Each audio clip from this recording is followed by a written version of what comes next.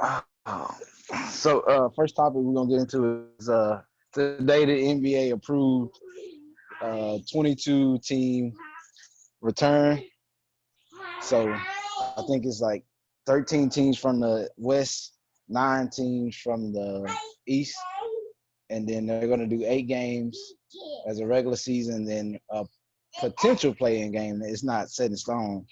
But what do y'all think about the return of the NBA and I guess did they get the proposal right? Greg, we'll start with you. Yeah, y'all would stop me when I got my coworker in here. But as far as the start, I mean, I think we all knew that the NBA would probably be the first league to start back. Just from the mere fact that they were determined to start back. They were dead set on finishing the season. A lot of folks felt like they should just scrap the season. So I'm not surprised by that. To be honest, I don't know all the ins and outs of the 22 team format. So I'll defer to y'all. What's the setup of it like? Because I understand that Portland took offense to it. They were the only ones to object to it. So what's the deal? What's the format? So they're gonna play 8 regular season games, and then if at the end of the 8 regular season games, if the ninth place team is within 4 games of the 8th place team, then they will have a play in for that final 8 spot. But everything else is pretty much status quo. They still gonna do 7 game series, stuff like that. I didn't see whether they would do 1 through. I'm guessing they would do 1 through 16. I didn't see that anywhere, but that's pretty much the gist of it.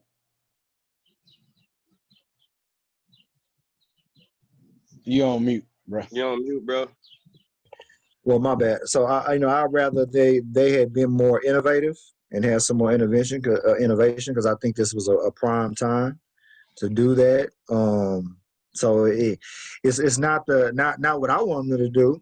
Of course, I wanted to scrap and get rid of the whole conference thing because I thought it'd been cool. But you know, um, good for them that they gonna finish the season. You know what I'm saying?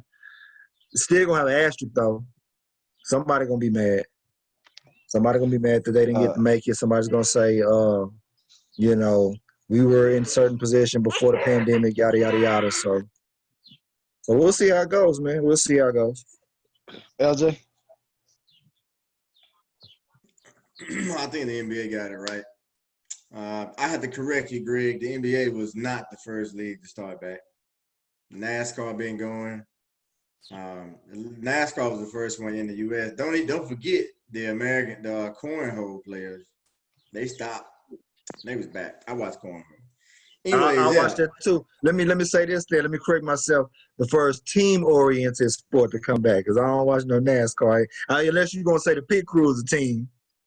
I mean, they're a team. Are you talking about in the U.S.? They started playing soccer before overseas. Nah, I'm talking about the U.S. I'm talking about U.S. leagues. U.S. leagues. Go ahead. I think this is good for the league. I agree with Greg though. They should. I feel like they had this was a great opportunity for them to be a little bit more innovative and kind of try a few things without having fans complain too much. I think fans right now they just want their professional sports back, and if there's a few gimmicks here and there, I don't think fans would complain too much. And I just think it would have been a great opportunity. I do think that the 8-9 game potentially is a great opportunity for an exciting matchup with especially some of the young players in the league. I think it'll give teams that were just a few games back. It's going to be tough still. I mean, really, for teams that were really out of it, like Phoenix, for example, I think they was like 4 or 5 games back. They really have like a minuscule shot making the playoffs. Same thing with Washington. They almost have no chance of making the playoffs. Orlando would basically have to lose every game. But good idea for the NBA. One thing I think that's hidden in this, I think the NBA, the reason they're extending the season out so far is because they want to be able to, at some point, put fans in the arena. I definitely think you'll see fans in the arena for the finals, but that's the hidden part of this which I believe is why the NBA is so willing to push this season all the way out to October. Please. I'm not gonna necessarily say that the NBA got it wrong. I just would have liked, like you say, to see them. I don't know why. I just would rather see them try to find a way to come back and find, even though all of them can't play for the playoffs, but find a way to bring all your teams back, because it was all your teams that got shut down. Now, I do get that the fact that, with the time and with the situation, you can't just finish the whole regular season. So I'm not gonna sit here and say they got it wrong, because I don't think they got it wrong. I just do wish that they would have found a way to bring the whole league back, just for smaller fan markets, because the only teams that have fans aren't playoff teams, and the people who need to make TV contract money aren't just playoff teams. So I would have wished they would have found a way to do it, but other than that, they didn't get nothing wrong. I just wish they would have been a little bit more innovative. That's all. Tweety, which NBA team paid you to say that? Nobody, bro. I just understand how it goes. I understand that you got to play a certain amount of games for your TV money to kick in. That's all I'm saying, bro. Anybody pay for it. I guess it's not bad. I don't see the point in the ninth seed if they're within 4 that games. Dumbass idea. Whatever. I don't see the point in if the ninth seed is within 4 games, they get a play in.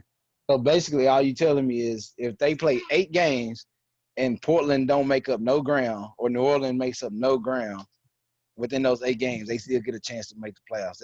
That doesn't make sense to me, because they're currently 3. No, they're currently 3.5 games behind. So all they have to do is maintain status quo, and they'll get a chance to go. They'll get a chance to do the play-in game against. They could lose ground. No, I know that. I said if they don't, I said all they have to do is maintain status quo, and they'll get a chance to get into the playoffs with the play-in game. Because all you have to do is be within 4 games of the 8th seed to get the chance to play in the play-in. So is it mathematically possible for them to stay at the place they at? I mean, like, they're gonna have to play certain teams to match up against one another. You know what I'm saying? So they're 3.5 back right now. So all they have to do is, like I said, maintain status quo, maintain in the spot they in, don't make up any ground, and they have a chance. That doesn't make, to me, that's not fair for Memphis, right? That's also assuming. You say what? That's also assuming that nobody else is winning. I mean, you're assuming that if they stay status quo, that means the other teams are going to stay status quo. No, I'm saying stay in status quo in the standing wise. That's all I'm saying. That's what I'm saying. You're assuming that if they stay status quo, that the other teams they could go 500 or whatever and stay even, and Memphis could win all 8 of their games. And they won't be within 3.5. They won't be within it. So it's not necessarily if you stay. I'm not talking about. I'm not saying they're going 5. I'm just saying all they have to do is stay within 4 games of, like, not make up any ground. Just stay within 4 games of Memphis, and then they still get a shot at the end of the 8. That's all I'm saying. I'm not saying both of them could win the rest of their games. You know what I'm saying? And they'll still be within 3 and 4 games of them, and they'll still get a chance to make the playoffs, which I don't see how that's fair to Memphis when through 65 games they were ahead of them, and then they do another 8, and within 73 games they're still ahead of them, but somehow they don't get the right to automatically go to the playoffs. That's all I'm saying. I mean, it's just the same as you could make the argument with Portland saying, well, how is it fair to us that we had 15, 16 games left and we only get to play 8 to make up that 3.5? Somebody's gonna get the short end of the stick, one way or the other. It ain't gonna be. There's nothing out there that's gonna make it fair to everybody.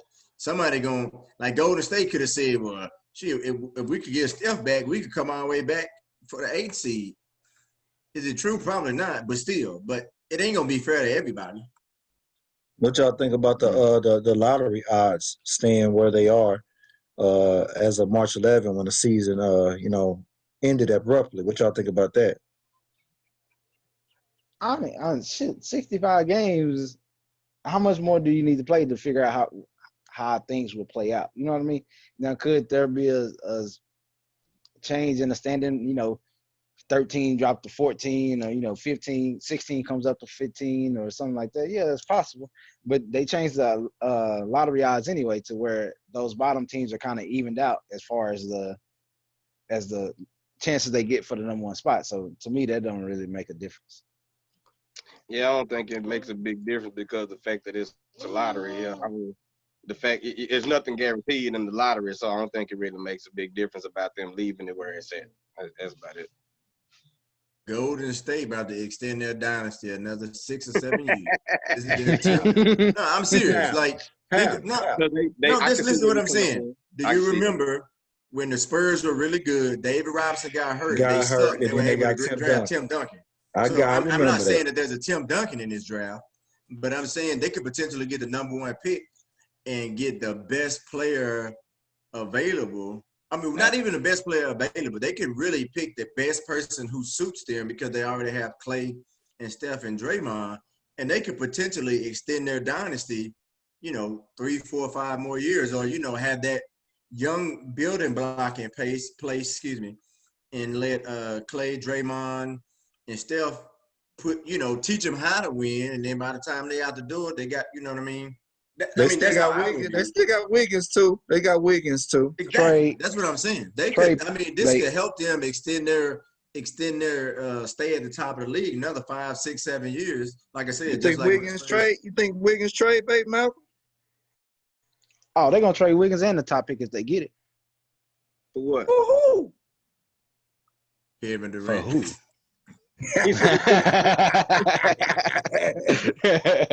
Man, that boy Draymond to go in the corner and cry if they do that, man. The number one pick for if they did it with Andrew Wiggins. Who out there to go get? Who you want to do that to go give up that much to get?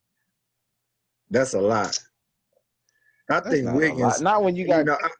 I think Wiggins fit in perfectly with that system. Actually, pick and Wiggins. Like first of all, the number one overall pick is a lot by itself. A lot. Win Wiggins. Like who worth that? That's on the market. You on mute, LJ. What'd you say, Tweety?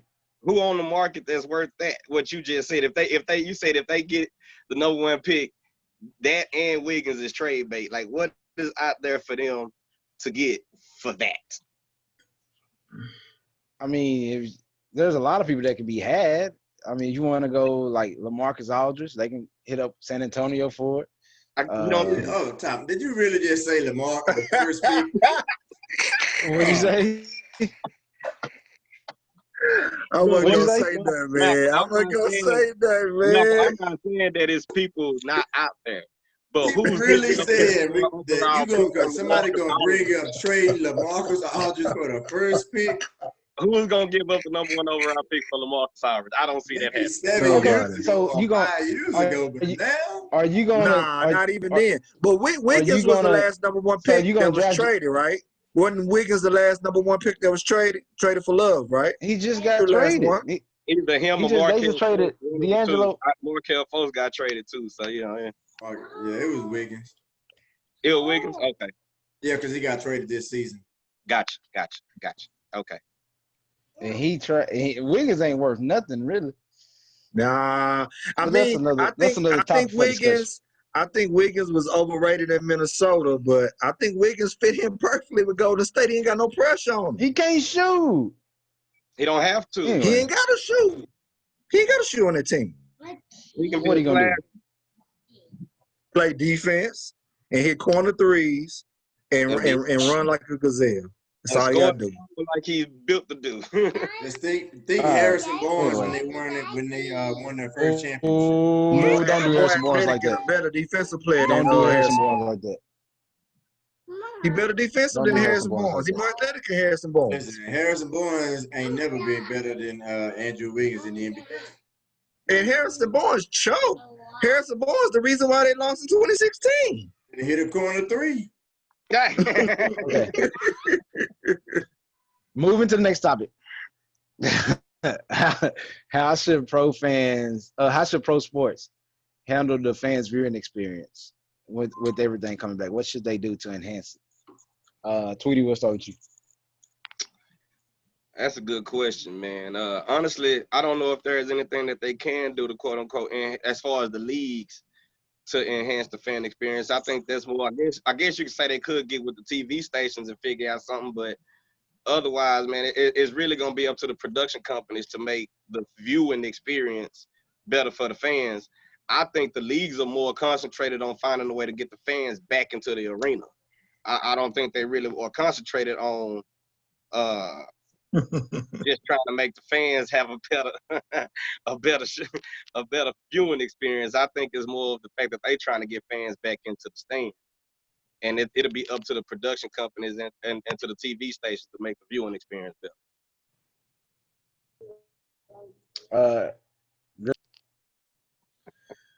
So I thought about this topic and I tried to be creative in my mind. I mean, first of all, I think I've seen an article, maybe one of y'all posted it in thread, what Deshaun Jackson was saying about the players being mic'd up. I think that'll be cool, more of the behind the scenes stuff. Of course, you got to censor that stuff because of the language that they use. But if you give them, some access to the locker room, stuff like that, that might be cool. But as far as the fans and their involvement, really the only thing that I could come up with is maybe if, some fans are super fanatic, right? They wear the costume, they paint their face and all that. Maybe if they recorded videos and submitted it to the league and to the teams, maybe the teams would say, okay, give a notification to that fan like you made it. They might have some type of lottery system or something like that. Like, oh, you made it this week. We're going to air you during the week, during the game. So, look out for yourself, during the game. So, because you might have a time where you might have a critical part in the game, defensive stop, something like that, where you might have, all right, now we're going to hear from, I don't know, the Cincinnati Bengal fans or whatever. You get to see yourself on TV. You get to see yourself, cheering on your team, wearing your garb. I don't think you could do anything live with the fans, just from the mere fact that you got to censor. So ain't no telling what they'll say or what they'll do. So you can't have live fans on live TV. But that was really the only thing that I could come up with as far as having the fans directly involved. LJ.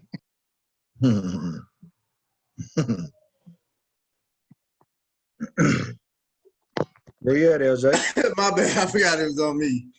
My bad. What can sports do? I think it differs by sport. I think the NBA is really, if you can give fans a little bit more behind the scenes about like the tactics of the game, and everybody else was saying, just a little bit more insight into what goes on, what players kind of like daily routine and whatnot. I think a good thing for fans to be able to see would be like pregame workouts, and I'm not talking about like when you go out there and everybody kind of messing around in warm-ups and all of that. I mean, like, when players are coming out there like 3 hours before the game and, they doing different things. You know how like a few years back when the Warriors really started making their run, Steph Curry's pregame workouts became like a big deal and people started recording them and all that about all his ball handling stuff. I think stuff like that would be the biggest deal, and, the mic'd up thing. Anything you can do. But real quick, LJ, let me just ask you this. So you're talking about, hours in advance, the pre-workout deal. Like, I mean, obviously you don't have no time to show that live. You mean, so you're going to just record it and then show it later, like right before the game? Like, how would that go? I mean, you just fit it into different parts of the game, just kind of like they do like other pre-recorded segments or not pre-recorded video. You just find different spaces that you plan to fit it in the game. Another thing I think that could be that fans might like, especially fans who bet, would be like advanced stats. I'm not a big advanced stats guy, like all them little nerd stats, but I think some fans might like that. But anything, just give it a try. Just give it a try. And if it don't work, you got 8 games. You know what I'm saying? Trash it. But I mean, some other leagues have tried things that have kind of failed. Like some soccer teams have tried that. Putting the cardboard boxes or whatever in stands, and one of them had some controversy because it was like a porn character or something like that.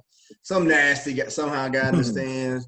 So I mean, I just don't think all that's worth it. Like I said, I mean, after a while, you don't get used to it. Like I watch racing. I've been watching racing all the time. My 5-year-old son like to watch it. I don't even notice that it ain't no fan. Damn, you rambling. As they go, Greg talk longer than me. What you saying? As you see it as they go, you know what I'm saying? You don't get used to it. So I mean, you get used to it. And I think at some point, most of the teams going forward at some point will have fans in the seats. Come on, tell us some shit that don't make sense. Yep, that's exactly what's coming. Exactly what the fuck is coming.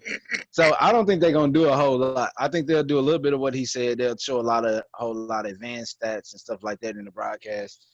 But I think it'll be a lot of it'll be what you see at the stadium. Like they'll do a lot of background music and stuff like that while they're playing.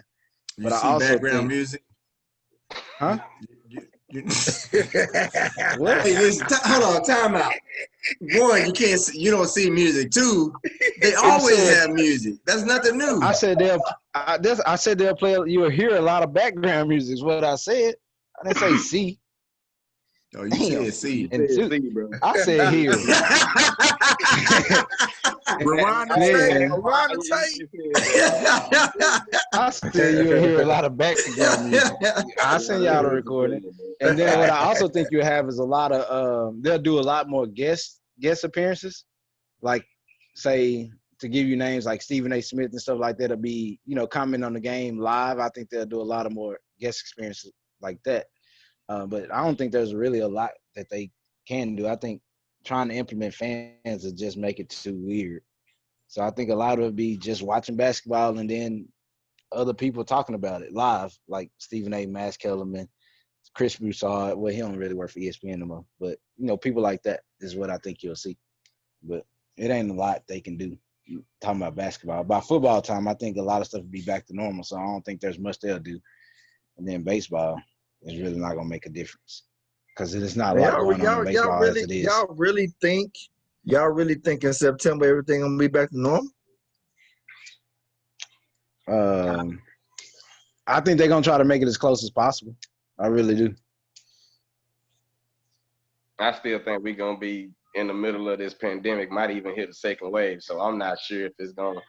I mean, I'm one of those. I just believe it when I see it. Like I don't think nothing is guaranteed right now. And I think the NFL feel that way too. They just going with what's going along because they really ain't got no choice. I mean, like they already came out and said they expect they stadiums to be full. They already came out and said that. You can expect it until. I wasn't gonna say that. I was just gonna say like you can expect it, but until it come around, you don't ask him who said it. Don't ask him who said it. Where he read that at?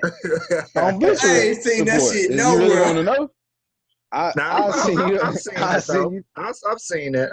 I'll give Malcolm that. I've seen that. They really do think they about to have fans up in the stadium. No. I didn't say they didn't think they have fans. He said full.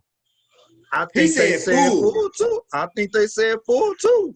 That is they pushing have full fans, but like I was telling, you can expect anything. I don't think it's gonna happen. I need proof that somebody said that because everything I have seen is Malcolm just be making shit up. Everything I have seen, read, and heard that's tough, boy. Has been football teams expecting or hoping to have fans, but it's doubtful that they'll be full, at least especially at the beginning of the season. For example, Pittsburgh, I think they started selling not season tickets. I think Pittsburgh started selling tickets maybe like 2 or 3 weeks ago, something like that, maybe a little longer. And Hey, right Jay, I'm now, looking at an article right now. Troy Vincent said it. let me see. Send it to me. I'll send it to you. Pittsburgh only put half of their seats up, half of their seats stadium up for bid, not for bid, but for sale. Yeah, I mean, I honestly, I don't know if I said somebody said it. I didn't hear it. I'm not saying it happened or said or not. I just honestly don't think that it's gonna be full stadiums. When the NFL come back, I find that real hard to believe. I find it hard to believe where we gonna go from trying to find a way to even include fans in the sport to having full stadiums in less than 4 months, 5 months. I don't see that happen. Okay, he did say that. I was wrong on that. He did say that. First They're person I heard. They optimistic though. You know, they being optimistic. Oh, that's great. Like that. Honestly, that's the best attitude to have if you're not playing. Like it's easy to be there when it ain't your time. But when it's your time and they start telling you, nah, you can't do this and nah, you can't do that, then you start to get a little less optimistic. You start to get a little bit pessimistic. And it's like, hey, when we gonna do this? Are we gonna be able to do this? So I would love to see it happen. I just don't think it'll happen with full stadiums. I just want to see them on the field. I agree. I can't see it because, you know, the NFL, their thing, kind of like college football too, man. They are big on numbers. Like they'll pack them people in there like sardines just to say we had 100K in the stadium. You know, like, you know, Cowboy Stadium got standing room only tickets. And people on top of each other. So first of all, you want people to be on top of each other. Like, are they gonna wear masks? Are you gonna take temperatures when they walk in? Like all that stuff is not going away. Those CDC guidelines, they're still gonna be in place. So I don't know, man. I don't know, but I think that's their goal though. That's what they're saying. That's what they're saying. Them CDC guidelines don't mean shit. Here you go. I'm telling you. I'm just saying. I'm just telling you. They don't mean nothing. It's just like when they were starting. I don't want to slide over into politics, but when these different states started talking about reopening, the CDC supposedly had this huge thing of guidelines saying, "Oh, you're supposed to wait until this, that, and the third." And the states was like, "Yeah, that's great, but you keep reading it. Let me know how it work out for you." Well, I mean, you know, some stuff more than others, but there is, to me, going to be like a certain baseline of things that everybody is going to be doing. Like you're going to see hand sanitizer stations all everywhere. I do think they will be doing temperature checks. I think because when I go to the courthouse, you know, when you go to the jails, they check your temperature when you walk in. You know what I'm saying? So I think they're going to be doing that. Now, are they going to turn you away if you got a fever? That's going to be the crazy part. Then, like, do you get a refund? You know, so it's a quagmire. It's a bunch of stuff they got to work through. And the NFL, man, they just out there. You know, they just out there. They want to be first, like always. Yeah. All right. Go ahead, man. So, no, I was gonna say, moving on. So the MLB came out with the owners came out with at first they came out with like a 50-game proposal, and then they came back with they rejected the 114-game proposal that the players came back with. So it's looking more and more like they're getting further and further away from an agreement. It sounds like they had an agreement, and then the owners kind of reneged on it. But do y'all think the MLB is going to have a season this year? LJ, we'll start with you. Don't go with me somewhere on my computer. I ain't just gonna say don't go with me. My shit had my little TV thing had fucking CNN started playing, and I thought y'all could hear it. Oh, So nah. I was trying to. We ain't trying to hear your Trump views. Go ahead. I can't hear it anyway, so I was trying to mute it and cut it off. But do I think the MLB will have a season? I would say if Major League Baseball does not come to an agreement within the next 2 weeks, they will not have a season. Period. I think it seems like the players want to go. They want to play high games, and maybe they'll do some accounting magic with the numbers, the deferments, and all that, which I really don't understand. So I'm not gonna pretend to. But the owners want fewer games. I've heard different reasons why the owners want fewer games, but I don't think the players want fewer games. And unless they can meet in the middle, which is I think whatever the owners had originally, which is probably around, I think the owners had originally proposed like an 82 game schedule or somewhere around there. If they can't meet in that middle and then find a common ground with salaries, which I mean, obviously that goes without saying, I don't think they're gonna have a season. And it'll be interesting because MLB, I think whatever their collective bargaining agreement, I believe, expires at the end of next season as well. So it's pretty interesting. But no, that's a no for me. I don't think they're gonna have a season. As of right now, I give them 2 weeks. I honestly don't have any idea, man. My main takeaway from Major League Baseball and all of this is, surprisingly, to me, it looked like they broke, man. You know, they struggling to pay their players. I don't know what's going They on. And I ain't know, broke. I can tell you that. well, I mean, and that's relative. You know what I'm saying? Of course, they got a lot of money, but they probably don't have as much as the other leagues do because this is not as popular. You know, they just don't have that much momentum behind them. So I don't know, man. I think about some of these mom and pops restaurants, you know, locally. You know, when the pandemic started, and you're like, damn, they going out of business. They was really struggling. Like Major League Baseball is reminding me of that. They must have had some financial woes going on before COVID, and they just kind of coming to a head because we talking about player salaries.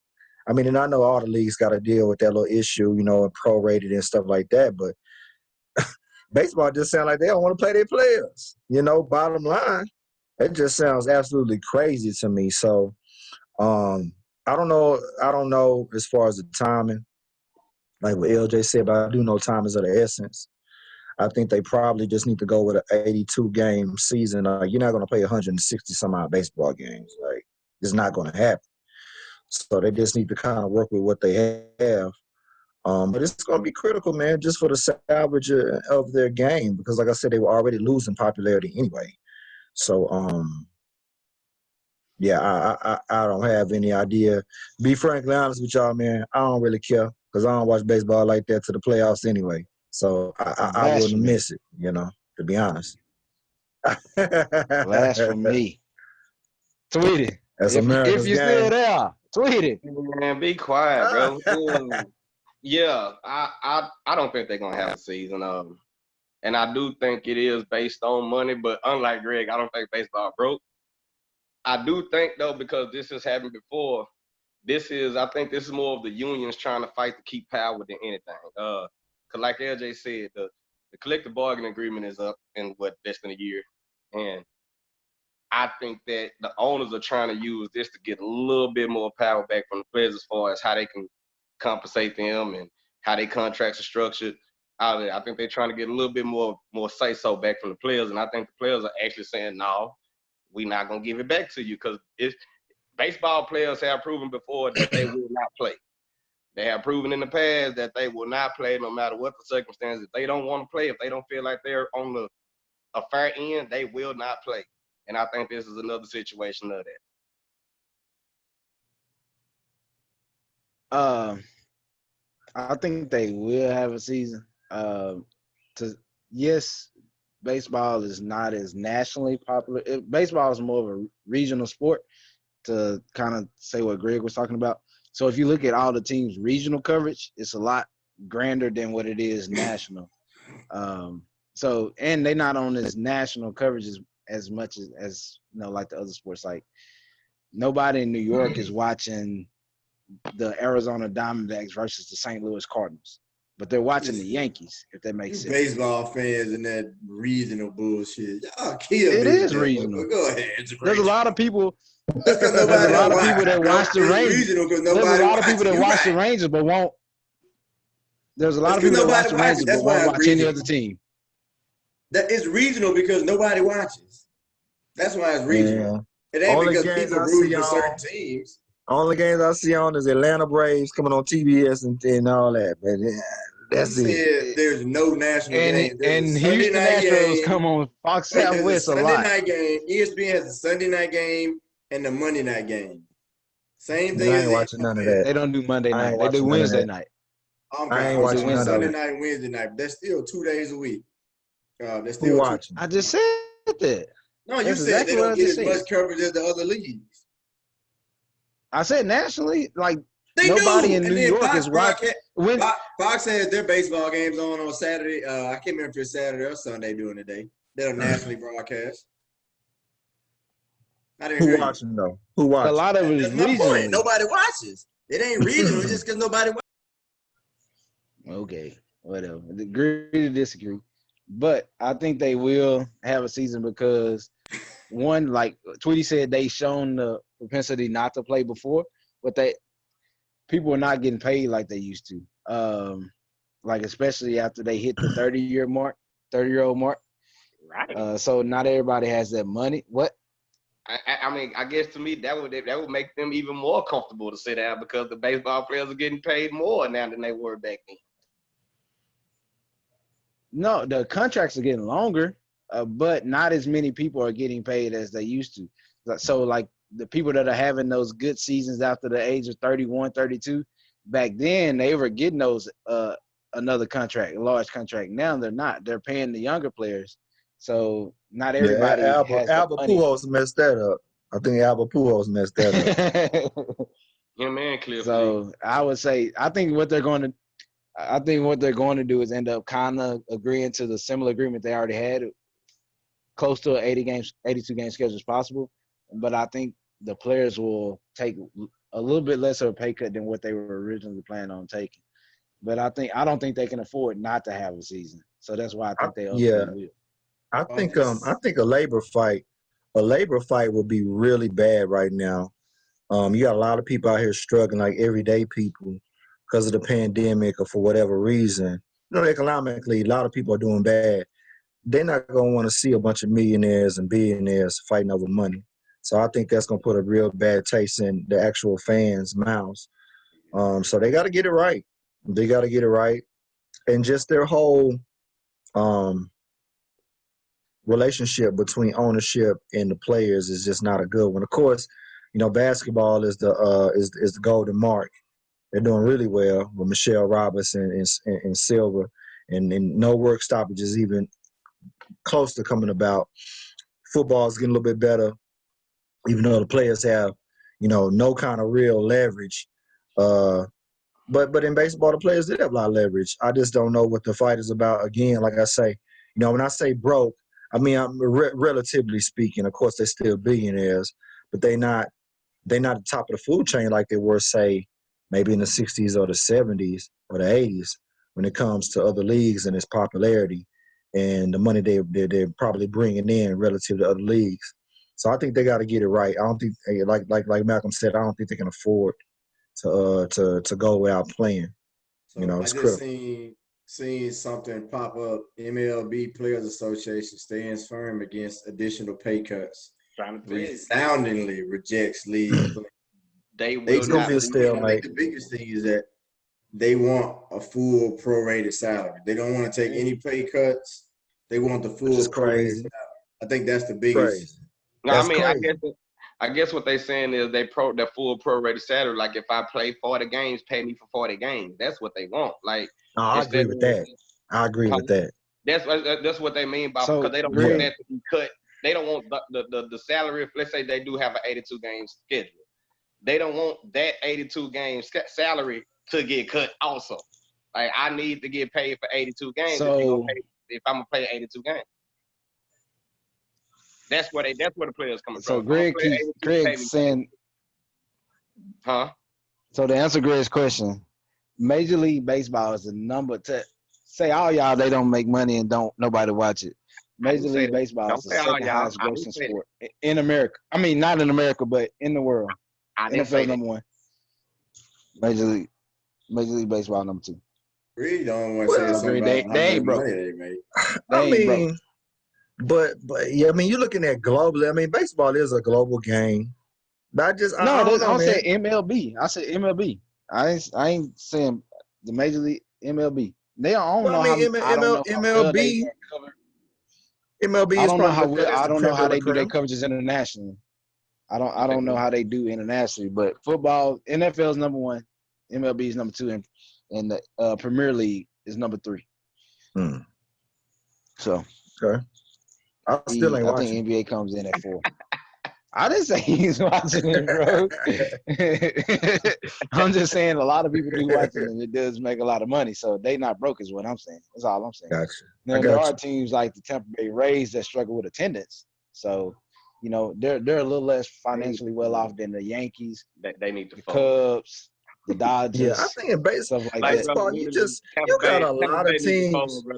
They the only team last year that didn't make no money, fam.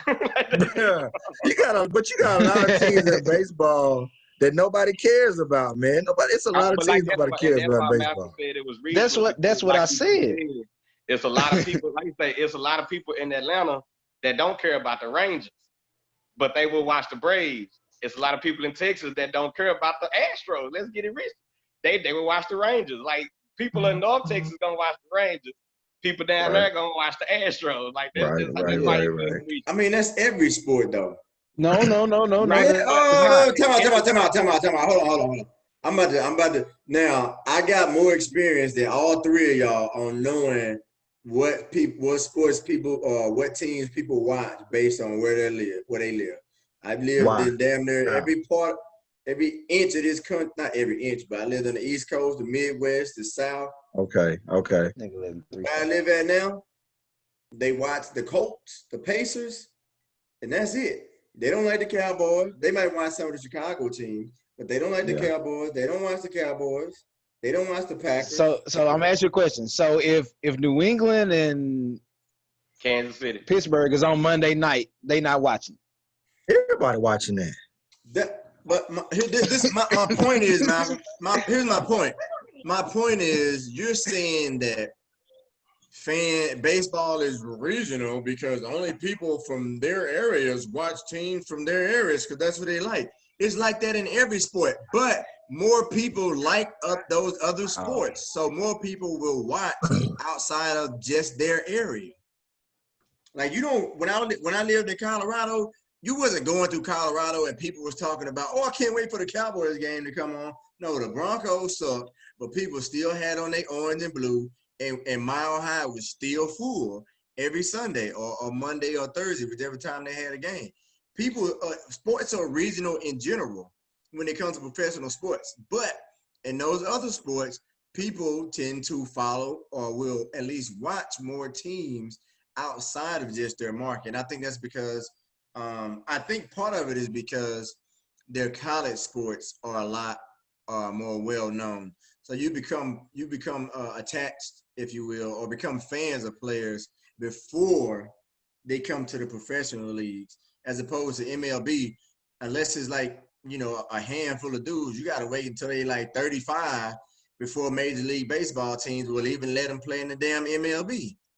We'll let them get to the big show. Versus if I'm a LeBron, or if you watch Steph Curry tear up the NCAA tournament, even if you from he played college in North Carolina, you watch him tear it up in the NCAA tournament.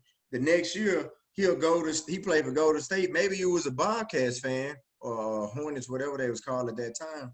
But then now he would go to State. So now I'm a Bobcats fan. And I like Steph Curry, so I'm going to watch them too. But in baseball, you don't, unless you follow baseball like that, you don't hear about baseball players and shit, most of them until they like 25, 26 because of the way the MLB system is set up. I would say that narrative is changing. Like, they're starting to infuse the younger players sooner and earlier. So they may spend a year and a half in the minors before they come up. But it did used to be like that. Most of them didn't make it to the major leagues until. Nope, that's not most players because MLB teams still try to do that thing where I forgot what the cutoff year is. Service time. Yeah, service time. So they try to keep them in the minors so they don't have to pay them. So it's still very, very, very much prevalent in the MLB. And again, how do most people in the United States know who Zion Williamson is? Because he was all over the TV at Duke. Same thing, LeBron James kind of different, but Carmelo Anthony. Just go on and on about a lot of these guys. It's because of what they did in college and the stage that particular college sport is on versus, no disrespect to baseball, but nobody really pays attention to college baseball, college World Series. Some people do. I'm not saying it's not watched, but you can go to probably 85% of the offices in America and during college basketball season, during March Madness, somebody in there is going to be a good percentage of those people are going to be filling out a bracket. Not all of them, but a good percentage. I agree. But on to next. Whatever. Hey, Malcolm, you eating now too? See what I'm saying? Everybody want to talk about me though. Like, my work schedule changed. Yeah, sure it did. So, Drew Brees made some comments the other day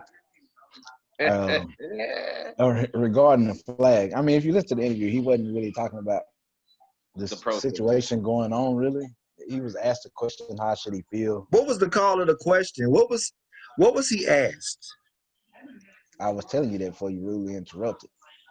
You was telling a semblance of it, but no, he was asked how should he feel if NFL players decide to return to kneeling during the national anthem, and he gave his answer. So, okay, Tweety, where you want to go by? Huh? Well, I guess if you ask me how I feel about what he said, yeah, he shouldn't have said it because even at the time, I would have thought that was the wrong thing to say. But it's one of those things. I think as far as that question go and that answer, he kind of got put in a situation where he probably should have just said no comment, but he answered the question. Oh, he anyway. definitely got set up. That's what I'm saying. Like, but it's one of those you got a brain. Like you think no comment, next question. Like you got to understand the temperature of what's going on. Even though I don't think what he said had nothing to do with the quote unquote actual protest, it does have something to do with the overall cause and why it's even a protest to begin with. So he should have just said no comment and kept it moving, man. That's really what it comes down to. Okay, genius in the room. Go ahead. Oh, so now you don't know you're a genius. LJ, go. Hey, put some respect on the name my mama gave me. You mean put some respect? Nah. Look, I want to address two crowds right now. Number one, I don't even know why do people. This is my question, yeah. And nobody, you don't have to answer it right now. But this is my question for the athletes and anybody who criticized what Drew Brees said the other day.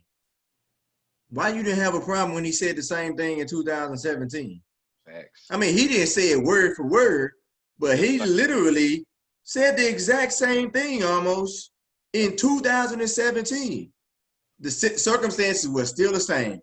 No disrespect to George Floyd, but Malcolm Brown situation had happened just 3 years before that, and similar to what's going on now, people were rioting, protesting in the street, civil disobedience. The same thing had just recently happened. All of it ain't no different circumstances that they protested in these last 7-8 days, or however many it's been, than has previously happened, right? So there's no difference. So why are people upset about his comments now and they were then? To me, is inauthentic. I respect Drew Brees more than I respect the people who jumping out the window now and say, oh, I can't believe you. Nah, fam, you should have said that when he said it in 2017. If that comment is wrong today, it was just as wrong in 2017. The difference is in 2017, you wouldn't get no cool points for saying it because one doesn't pop it off. Everybody wasn't protesting. And if you had tried to check him in 2017, you'd have had to have some heart because you was going to be out there by yourself. Now, when you jump out the window, now you got everybody with you. Oh, yeah, Drew Brees and this, that, and the third. So that's number one. I don't understand people. It's a lot of fake wokeness going on for black people, white people, everybody. Number two, how do I feel about his comments? I mean, I think it's arrogant of anybody, whether you, well, I shouldn't say arrogant. Let me take that back. I disagree with what he said as far as saying that it's not okay for people to protest during the national anthem, right?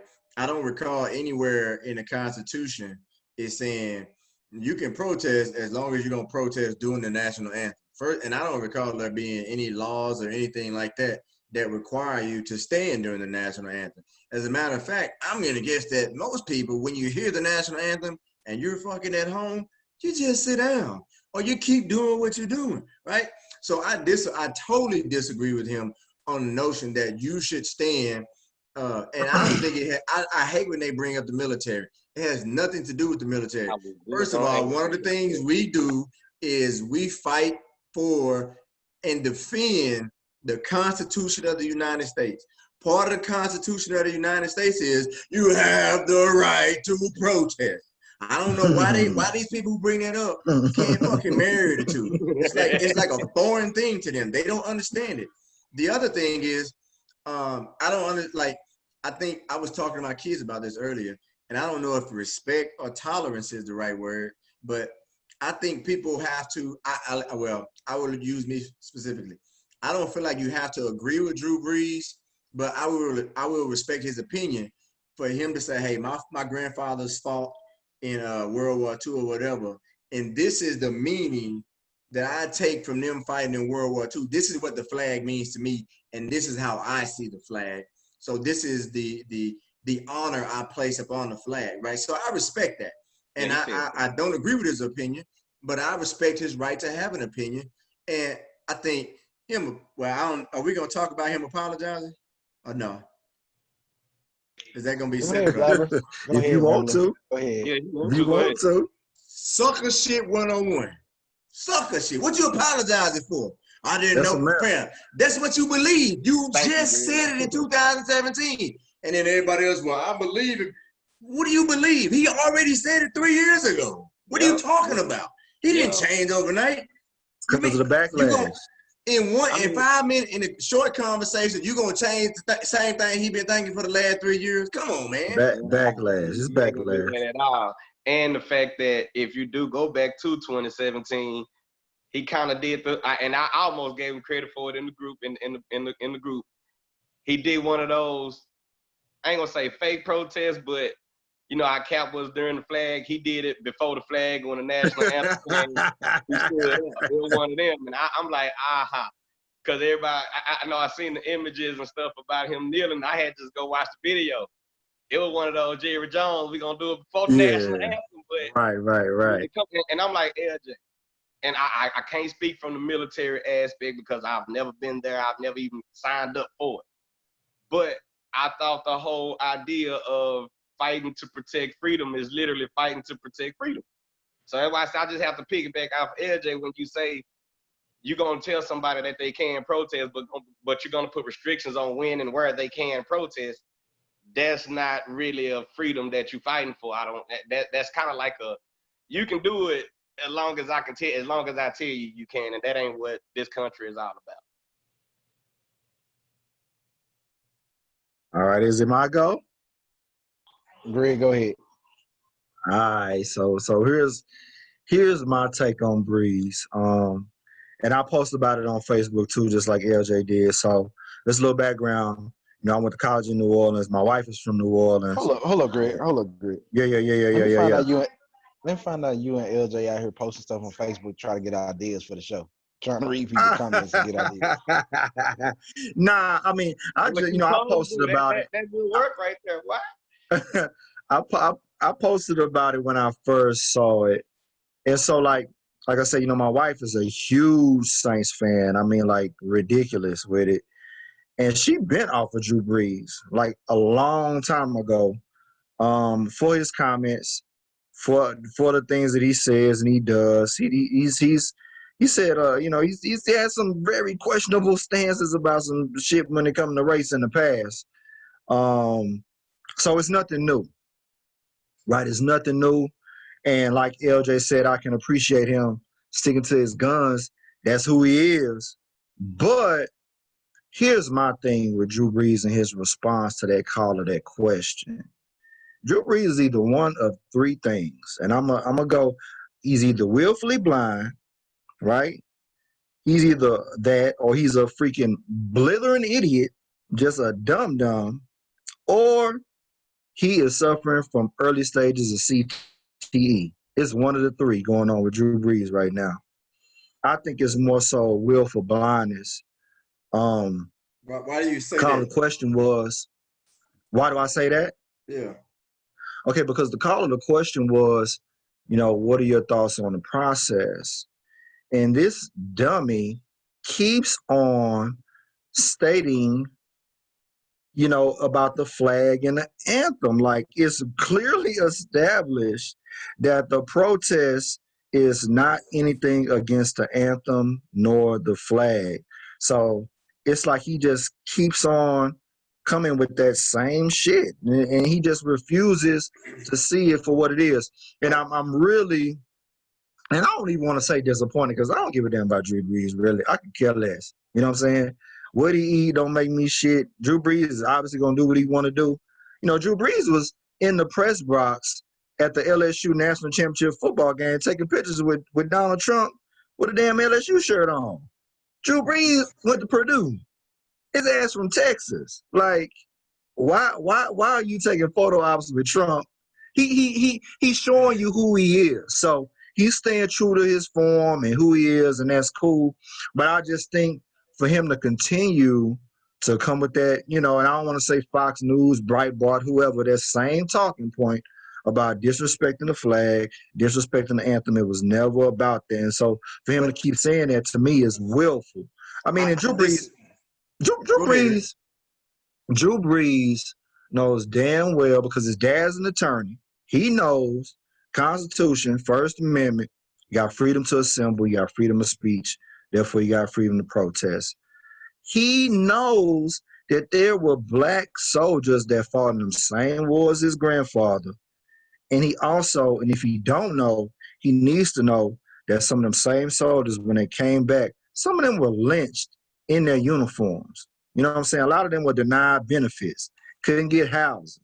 They couldn't drink from water fountains. The same soldiers that went to war with his grandfather, black soldiers, had a much different experience. They didn't get a hero's welcome when they came back home. So I think it's insensitive. He definitely caved to peer pressure. Should have just stuck to his guns. Just say, fuck it, Drew Brees. Just be the unpopular guy. You know what I'm saying? Just be you. He getting his check anyway. He's going to have his job. They're not going to bench him for Jameis Winston or nobody else. He's going to finish his career in New Orleans as the starting quarterback. He's going to go in folklore. He won the Super Bowl and all that. Just stick to your guns. Because we already know what he's going to do when he retires. I gotta disagree with you on a couple of Of course. And maybe you just saw it from a different perspective than I did. Okay. With me hearing Drew Brees, to me, like I said, what he was saying to me was, I don't think you should protest during the national anthem. I don't think he was saying anything about not protesting or about, as a matter of fact, and I don't remember exactly what he said during this particular rendition of his speech. But in the one in 2017, before he even got to that point, he started saying about, he understands that there's racism and inequalities, and that, every people need to do better, and yada, yada, yada, the same little dog and pony show. So he said that. Again, from my perspective, what I hear him saying is, I don't think you should protest specifically during the national anthem. And here's why. He has a problem with the form. He has a problem with the form of protests. No, I don't think he has a problem with maybe we're saying the same thing. I don't know if form is the right word. I just don't. I think he said, in my opinion, what he's saying is, do that shit another time. National anthem is on, don't protest, period. It doesn't matter who you are, what it's about, don't protest, period. I'm not saying I agree with him, but I think that's what he was saying. And again, when he was talking about his grandfathers, I don't think he was like meaning to disparage the memories of black soldiers or soldiers of any race that fought on the American side. during that time. I think he was specifically saying, listen, my grandparents fought in this war. From the memories I have of them, this is what that means to me. And that's how I took it. I could be wrong, but that's just my perspective. So I would disagree with you when about all the other. I mean, I agree with you. I agree that I agree that was his viewpoint.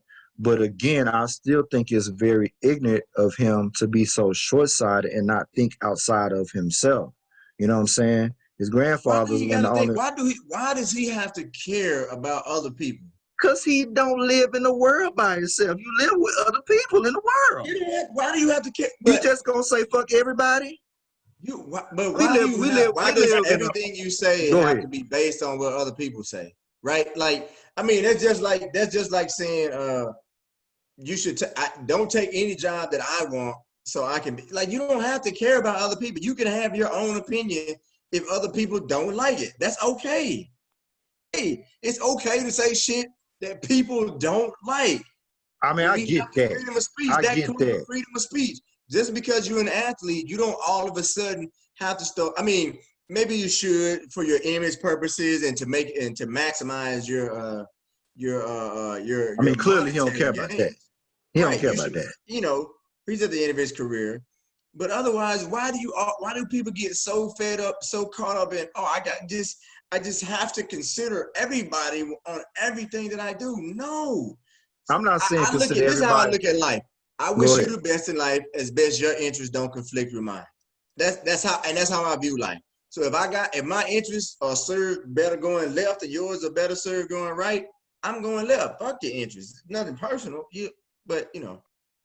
Yeah, I mean, see, the thing is, I mean, this might be a little bit, beyond that, but in America, man, we really are working off a social contract, right?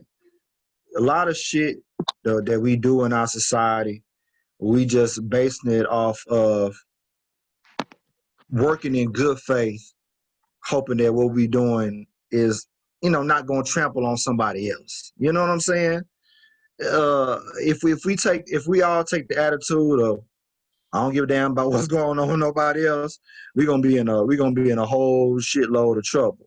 I mean, I get what you're saying, LJ, to a certain extent, right? Like you do have to take care of your own household, and you can't, be too much worried about other people in their own personal business. But I mean, you got to be considerate. I mean, especially something like that, like the example that he gave going to war. Your granddad is wasn't the only ones that went to war. You know what I'm saying? A lot of other soldiers of color, black soldiers, had different experiences. He never said that though. He never said what? My granddad is the only one. You know what I'm saying? He never made any remarks about any other soldiers.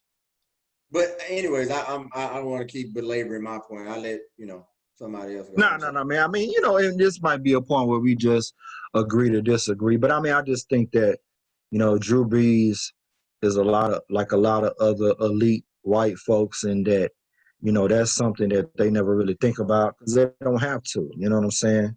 They're in their own bubbles. They're in their own world. I don't know. You know what I'm saying? A lot of us don't have the privilege of doing that. You know what I'm saying? So that's just where I'm coming from. But I mean, we know what Drew Brees is about. He ain't changed. I don't expect him to change. I just don't have a lot of hope for Drew Brees being for the people. I see Drew Brees when he retires, probably going into politics. I don't know if he's gonna be behind the scenes. Drew Brees is an interesting cat. Like if you look at some of his background, Drew Brees got scammed out of some jewelry recently. Y'all heard about that story? Like, how the hell are you a damn? You almost never hear that from white players. That's some shit you expect Dez Bryant to do, right? You expect Dez Bryant to buy some fake diamonds and shit. But Drew Brees fell for the okie doke on some fake diamond type shit. Just totally weird, man. But that's racist as hell, Greg. Hey, I'm just keeping it real. I'm keeping it flat out honest. That's some shit you would expect a low-level NBA or NFL player fresh out the hood to do.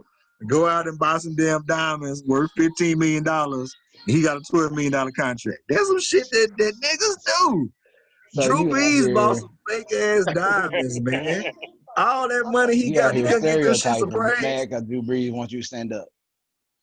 Man, hey, You out here stereotyping. You Drew Brees, marginalizing, but want Drew Brees to stand up. man, Drew Brees know what he can do. Drew Brees know where he can go in my book, man. My thing is he got to look his teammates in the eye. You know what I'm saying? And that's another thing. You know, thinking outside of himself. He's on a team, right? Some of his comments probably were insensitive. He ain't give a damn about his teammates. So we gonna see. You know, hey, are they gonna block for him? Are they gonna catch them passes over the middle? I don't know. I don't know. If they want to keep getting paid, they will. Yeah, they are. I just said they want that chick. Yes, they are. Bro. They are definitely gonna do Yeah, I'm off my soapbox, Malcolm. I don't know. that. Tweety, have you went? Yeah, I really would. My answers be You started quick. it off. I'm good. I'm not Good ready. Lord. Like I said, I just said the man should have said no comment, bro. That's one of them situations. You don't have to answer every question. Just say no comment. Good Lord. Man, I forgot what I asked. What I asked? Man, How you feel about Drew Brees' comments? Oh, they were just dumb. That's all I'm gonna say. Just dumb. I really ain't got a lot to say. I guess the thing that gets me is kind of like what LJ said. When we at home watching TV and they do a national anthem, we sitting down. So what's the difference from that and being in the stadium in the presence? I guess. But I don't know. Fake outrage, bro. But hey, man, his grandfather fought in wars. About go ahead, Drew Brees. Go ahead. It's a damn shame he didn't join the Yeah. service as much as he love that shit. You think his Yeah. ass would have enlisted? And like, I mean, if you go ask, like they always bring up, somebody fought in the war and that's why we should stand. But if you go ask a veteran, they say kneeling is not disrespectful. Whose side are we supposed to take then when two different veterans have two Drew different Brees views? ain't trying to hear that, bro. Drew Brees ain't trying to hear from no veteran, man. His granddaddy fought in war. You know what I'm saying? That's all he cared about. He ain't trying to hear that shit. People should do what they feel and stop looking for a cosign. If you feel like kneeling, then just kneel. You don't need a cosign to kneel. Just do what you feel. I agree with that too. I agree with that. Big time. Yeah, Big man. time. All right, so Oh, we got like about what is this? What is this players coalition shit about anyway? Like, what can the NFL really do about police brutality? I mean, like, I don't know if I'm getting off topic, but what do y'all think about this whole players coalition stuff and Jay-Z and like, what's the purpose of that? What they really gonna do? Bro, I don't even know what the Players Coalition is. I remember. This part of them two groups that was beefing a few years ago. Right. So the They tell you what they gonna do. the Players Coalition is a group that's headed up by Malcolm Jenkins, Anquan Bolden, a few other players, and somehow Jay-Z got involved with the NFL, and so they got these lists of demands. But my thing is, shit, these NFL owners, they ain't out here beating folks and you know what I'm saying, putting their foots on their necks and shit. Like, what they got to do with the other? I mean, I get the protests and I get bringing attention to it, but like, why are we looking to the owners in the NFL to make a difference? Like, what the hell they gonna do? They don't even hire black coaches. You know what I'm saying? But see, They don't even have a black owner. Yeah. Yes, I thought I thought the original idea of the Players Coalition was to help diversity in the NFL ranks, like more minority head coaches and stuff. But they ain't even doing that kind of shit. They ain't doing that at all. They out here trying to be the new citizens on patrol, bro. You can't be out here getting it like that, bro. Like I'm with you, Greg. Like if that's what their goal is. And then they hijacked the movement, you know what I'm saying? They kicked Colin Kaepernick and Eric Reed out. Yeah, they did get him by the boot, didn't they? That shit crazy, man. Nah, I don't know. I never knew I thought that, like I said, I was wrong about the initial purpose of it because I thought they was more about trying to add more diversity into the NFL ranks. I didn't know they was out here trying to patrol the streets. I ain't know that. So now I don't think they're gonna be good. All right, we got about 10 minutes left. So last topic is how should they even how should white college coaches and white athletes handle their black teammates? Like, what should they try to have a conversation with them, or should they just let it go, or should they play a role, or should they not? Go to LJ, like 11. you got a lot to say, so go ahead. Only got 10 minutes though. Go to 11. Hell What? no. Hell no. Oh, Gotta go everybody to got that bed, kind of son. time. But go ahead, because you like you got a lot to say. Who? LJ. Yeah, LJ. I always gotta be first. You I'll go wouldn't, first. but you take the longest too. Oh, Gary, we ain't got Keep that kind saying of time. that. Free to go. Keep saying that. Cause you got that damn P brain. You can't put together but 2 sentences and they both be shit. What you said, what role do I think white college players and coaches should be playing in this? They don't have no role. I mean, Should they have a I feel conversation like, with their team? I mean, what the hell is there to talk about? I mean, like, no. I mean, if you, this is what I think as a coach you should do. Reach out to your players, see how they're doing, find out if they're participating in any of the protests, remind them to be safe, let them know the not facilities, but I can't think of the word. Let them know the With the things school counseling services? yeah, the services that are available to them. Let them know that you're here to talk and all of that. I think that's what you should do. Otherwise, you don't have no role. You don't have to put out a statement. You don't have to go trying to be somebody's daddy and explain civil rights and all. You don't have to do Did y'all see what Florida State coach did? Yeah, I seen that. that. That was Posturing. crazy. That's exactly what I'm Yeah, talking about. I'm with LJ on that. Why does he have to make it? Why does he have to tell the That was public? crazy. I talk to everybody individually. You don't have to say You don't anything. have to do that. Just talk to people. That And was you can stupid. Just be real. Yeah, you don't have to Be tell the real. media. But Yeah, you know I'm with why? Because He wanted brownie everybody points. looking for a cosign. There you They He go. wanted want the brownie article points. to be out there. Hey, coach is Yeah, doing the right thing. yeah. He is woke. So when you want to send your kid to play in college, go play for this coach because he woke. He talked to all of his players. Fam, mind your business. You come to play, you know what I'm saying? Mind your business. Look. What service is available? If I'm available to talk. That's it. I feel you. I can I go? It's cool. Yeah. All right, yeah. Honestly, I agree with LJ when you say they don't really have a role.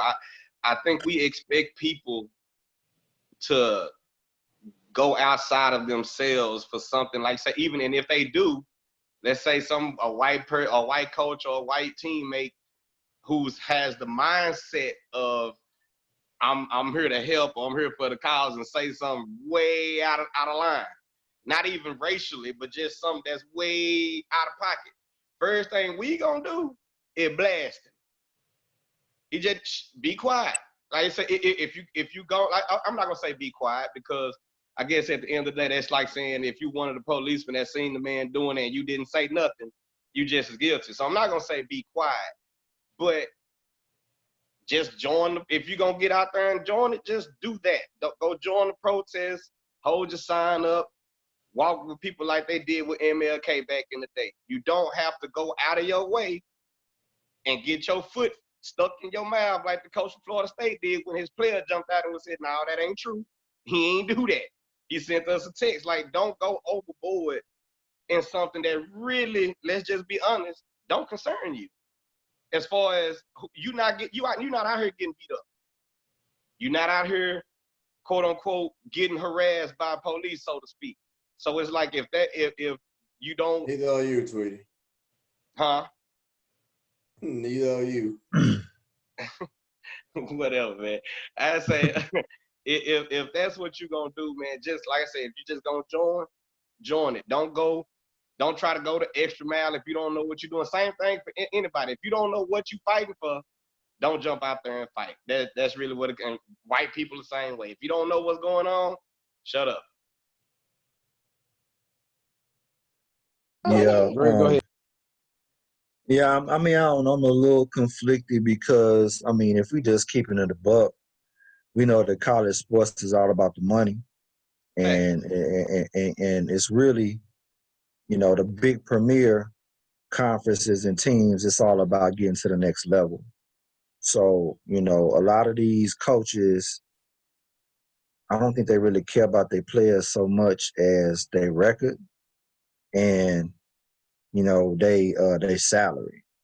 So like I think the players themselves, these student athletes kind of need to smarten up and just see for themselves which coaches really have their best interests at heart. Do I think a conversation should be had? Probably so. You got a locker room full of black kids. They probably have had different experiences that they have endured with police brutality. Because when you look at folks, and I don't know about y'all individually, but it's a lot of folks that have had different kind of interactions with law enforcement that make them feel a certain kind of way. So I think it's good, to have that opportunity to have that discussion because it's kind of just like the big elephant in the room. But if we just keeping it a buck, man, these coaches probably really don't give a damn about the player, man. They just push them through so they can, have the program be whatever. So again, like that Florida State coach, dumb, he was looking to get some brownie points and be the popular cool coach, and it backfired on his Well, ass like I because said, if he would have actually did what he said he it did, would have it been wouldn't have been all a problem. good. It would have But been all I good. think the only problem with what he said was the fact that he lied. You know what I'm saying? Like if Right. he actually did that, it would just be a regular thing. It wouldn't have been no big deal. But the fact that he lied and the player came out and blasted him for it is what made this a big deal. I just don't see the point. Like as a coach, everything that happened in the world is not an opportunity for you to go and talk to you. You don't always have to But talk. this is not everything in the world. This It's is been an happening, issue. but this is not new. What have you It's not. seen? It's not new. But at the same time, just like when we're looking at it from from American governmental standpoint, it's never been addressed. It's Okay, never but been what addressed. does that have to do with a coach, though? It's the same. It's The, not like a it president. has to do with a coach because you have a team made up of different diverse individuals, and a bunch of them are black. I mean, come on now, a bunch Okay, of so them. what is a coach supposed? What is he gonna say that makes it so important that he can't just say? He probably shouldn't say a damn thing. He probably That's should what I shut up and just listen. said. He probably That's should what I'm shut up and saying. listen. There's nothing for him to say. This is Right, not a right. new incident. But here's the thing though. He at least needs to have a session where and again, this is just me personally. I ain't never been no damn college coach, and I can be way out base and way wrong. But I would think that at least to have a session so where everybody can vent, maybe talk about it. If it's thick in the air, let's just address it so we can say, okay, we've addressed it, we've dealt with it, and we can move forward. But what are you addressing? What is that specific situation have? There's a lot of college players that have dealt with police issues on college university campuses. Okay. I mean, you got to define a lot, and we got to start putting proportionality in it. I need it because a lot is just I would think that probably, and let's say let's talk about maybe the SEC schools, right? Ole Misses, the Tennessee, Vanderbilt, shit like that. Probably a good third of their players probably have dealt with campus police in a rough way. You know what I'm saying? If you're not the star player, and with your name on the damn ticket and everybody coming to see you, you know what I'm saying? You're just a scholarship player, a red shirt, whatever, and they don't know who the hell you are. You probably done got, messed with on campus. Okay, so that right there is a specific issue that, yes, I can understand a coach speaking about getting his team together and talking about. But right. A guy dying in Minneapolis in protest and all that to me, I'm not pulling my team. I would talk to the team, and if they say And after I tell them, hey, you know, whatever, if anybody wants to talk, these are the services that we have available. I'm available. And then I'm gonna reach out to my captains and say, hey, listen, do you guys think we need to have a meeting as a team or something like that? And if they think so, from their pulse being on a team, then we'll do it. But otherwise, I don't see the need of just saying, hey, you know, this happened. So, I mean, then what happens the next time a black guy gets, you can't do this every time somebody gets murdered by Well, the police officer. thing is, if you do it and you address it, you don't. You know what I'm saying? You don't have to keep going over it over and over But you again. It's will, never been because you're addressed going in to, the in first the place. next time it happens, you might have a totally different group of kids.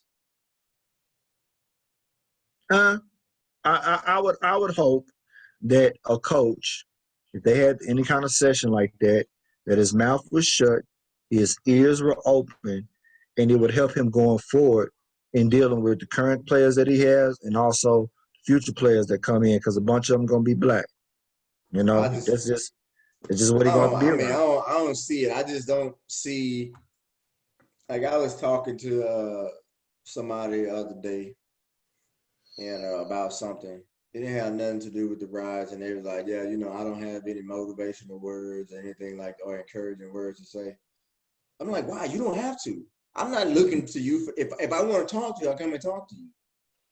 I mean, I guess it's just my view of it. Like, it's like when you get in certain professions, people think you're supposed to be like, "Oh, you got to go and I talk just, to." but I just think Yeah, it's a little different though, LJ, because I mean, you know, you're a grown adult man. These are, you know, I mean, they ain't babies, but you know, a lot of these student athletes, their parents send them off to these schools and trusting these coaches with their kids. You know what I'm saying? So it's a different dynamic. It's a different relationship. I don't think that, like I said again, I don't think the coaches too much, and I could be wrong. I don't think they too much give a damn about the players. But at least, you know, these players, I think a lot of them are thinking, hey, coach cares about me. You know what I'm saying? Or at least he should. So, you know, just I don't think there's anything wrong with having a session. You got a whole bunch of black kids. I mean, it's the big elephant in the room. Like, I just don't see how you just say, hey, all right, y'all, let's just go to practice, you know, and just not talk about this shit at all. Like it never happened. You know what I'm saying? Hey, let's get in our drills. Like, you know, I mean, you got no, players coming out making statements. Trevor Lawrence made a damn statement. You know what I'm saying? Like, but they are posturing. oh, It is posturing. definitely. I know it for sure, especially at Clemson, for sure. But like I said, I mean, you know, that's just what I think. But and this might be a little bit of a different kind of related. There's a real big push in college basketball try to get these kids to go to HBCUs. I think it's a grand opportunity for some of these HBCUs to slide in and get some of these kids. You know what I'm saying? Off of this, and they really, you know, and these student athletes can really see that they have the power because they are the players that everybody's coming to see. So I mean, it's an interesting time, very interesting time. Can the HBCUs do what like these big D1 colleges are doing for them though, as far as exposure? Well, I mean, I think go ahead, TV cameras go ahead, go Trey. where talent is. I do agree with that. But the Mm-hmm. only thing I would say that HBCUs are behind on, which it would take some, I ain't gonna say a lot of time, but if they got, I guess you could say the money and the resources, it's facilities, bro. Like it's gonna be hard. I say because you talking about kids coming out of high school. You ain't talking about people who are already getting paid and don't care about weightlifting because they got it Right, at the house. right. Talking So about You're talking about high school kids who are very impressionable about what they see, and facilities play a big role in it. I walk into, uh, I ain't trying to, poo-poo on no HBCU, but I'm pretty sure you can get the best facilities in the HBCU and put them up against UT, and it will pale in Not comparison. even close. It's That's not why even I close. say it will pale in comparison. So it's like it's gonna be hard to get that going, but it's possible. I just think when you're talking about recruiting and you're talking about top recruits that are African American, although it sounds great to say, hey, let's go play for HBCUs, and yes, I do believe it will put HBCUs on the map again. But I just don't think they'll be able to compete because of facilities and and fields and everything else that comes into quote unquote recruitment. I think it's way easier to do in basketball as opposed to football. First of all, any kid that's a blue star, blue chip, 5-star, whatever you want to call them, type player that chooses to go to HBCU, they're going to be a trailblazer because they're going to have to sacrifice, right? Like you're not going to have the type of facilities that a UT or Duke has. You're not going to be on TV. You just got to come to grips with that. You know what I'm saying? You're not going to be on TV every week. But I think it's more easy to do. It's easy to do because in college basketball, all you need is 2 or 3 stars. If you get 3 really good players to go to Prairie View A&M, you know what I'm saying? That's really all you need. You get some decent players around them, they go to a Final Four, bro. You know what I'm saying? They really could. If you got the right guys on your team, 2 or 3 players, you can really do some damage in college basketball. And I think after that, it will flow and it will follow. You know what I'm saying? It's got to be somebody do it first, and then they kind of like, all right, well then maybe we can do it. Because the thing is, the money is way, way different. University of Texas got Joe Jamil Field. That dude was one of the top tort lawyers ever. You know what I'm saying? Billions and billions of dollars. I mean, even if we want to look at go ahead. This is my thing. This is my thing about the HBCUs. So are we only saying, let's start with football. Are we only saying the top 5-star recruits that go to A&M and Ohio State? Is that the only people that's going to HBCU? Because be honest, it's not that many. So where's all these black athletes gonna go? Unless HBCU players are going to the NFL. If you look at the recent drafts, that's not what I'm saying. I guess, Malcolm, I think it's enough HBCUs to hold those top recruits, bro. You know what I mean? I'm saying so. Is I'm saying are only the top recruits should be the only ones that should be going to D1s and going to HBCUs, or are we talking about all black? Because that's not the case now. You already got HBCUs are D1. Huh? No, HBCUs are D1. You get what I'm trying to say. I guess my thing about they're not Power 5. I guess my thing about your question is, I guess you trying to say, are we just asking for the top players? Well, it's kind of impossible to just say the top players because you can already say the bottom players already going there. No, like they already there. No. So what they saying is, so how many? Go ahead. How many 5-star, 4-star, 3-star recruits go to these Texas, Alabamas? How many you think go there? Out of all these, there's thousands of them. So I'm saying, who are we asking? Who are we asking not to go though? That's what I'm saying. Y'all keep saying send the black kids to HBCUs. Not to go. We're just saying. Don't say y'all. I ain't say that. But I'm saying y'all are saying like the kids should start going to HBCU. There's not enough of them to house all these kids. So it sounds good in theory. What you mean? What you mean? Like it's not enough schools? Hold on, Malcolm. How many different schools do you think these players are going to? What do you mean? Like how many 5-star players Alabama gonna get? How many 5-star players is Florida State gonna get? How many 5-star players? You talking about thousands, but ain't like all of them. Some of them players. I'm asking y'all. Are y'all saying those are the only ones that shouldn't go to the Alabamas but should go to HBCUs? Because there's a lot more kids. There's a lot more kids than that. Let's just get I think like what Tweety said. Go ahead, Greg. I was gonna say to Tweety's point, they're already recruiting a lot of them kids. You know what I'm saying? I read an article earlier today because it really all stemmed from this one kid that's like the top sophomore in the country. He came out on Twitter and said, "Man, I'm about to start considering HBCUs." You know what I'm saying? Because of everything that's going on. And so here's my thing. Like, so a lot of coaches around the country at HBCU said, "Damn, we're going to start recruiting these players." They were never recruiting them. You know what I'm saying? They weren't even looking at them and going at them because they didn't think they had a chance. But like the 2 and the 3 stars and shit like that, they've been looking at those guys. They are specifically looking for guys that fall through the cracks that was on the verge of maybe. I guess, Malcolm, the ones you asking about, the ones that get pushed out, the walk-ons. No, that's not what What you're saying is they don't have enough room to house I all of guess them. I That's exactly don't what you understand the just said, question. right? Did you not just say they didn't have enough room to Yeah. house all of them? You're saying, who Yes. we gonna ask not to go? I'm answering So your how question. many You're not how asking many nobody how many not players are on Ohio State's team? over 150. 99, Let's just be 99, real. 100. Like you We How over many got of them black? 150 players. over They got 150 about players, bro. They got about 70, 75, Over something like that. 150 players, Malcolm. No. They You got got Hey, like they 99 probably got like Malcolm, scholarship 115. players. Malcolm, I think now, you get bro. like You look at the 120 some sideline odd on home games, scholarships. bro. Yeah, you get a lot of Look scholarships. at the sideline on home game. I guarantee you see over Bruh, 100 you players got on enough players to where you double up the Okay, jerseys 2 so let's times. say Exactly. to make it simple, let's say they got 150.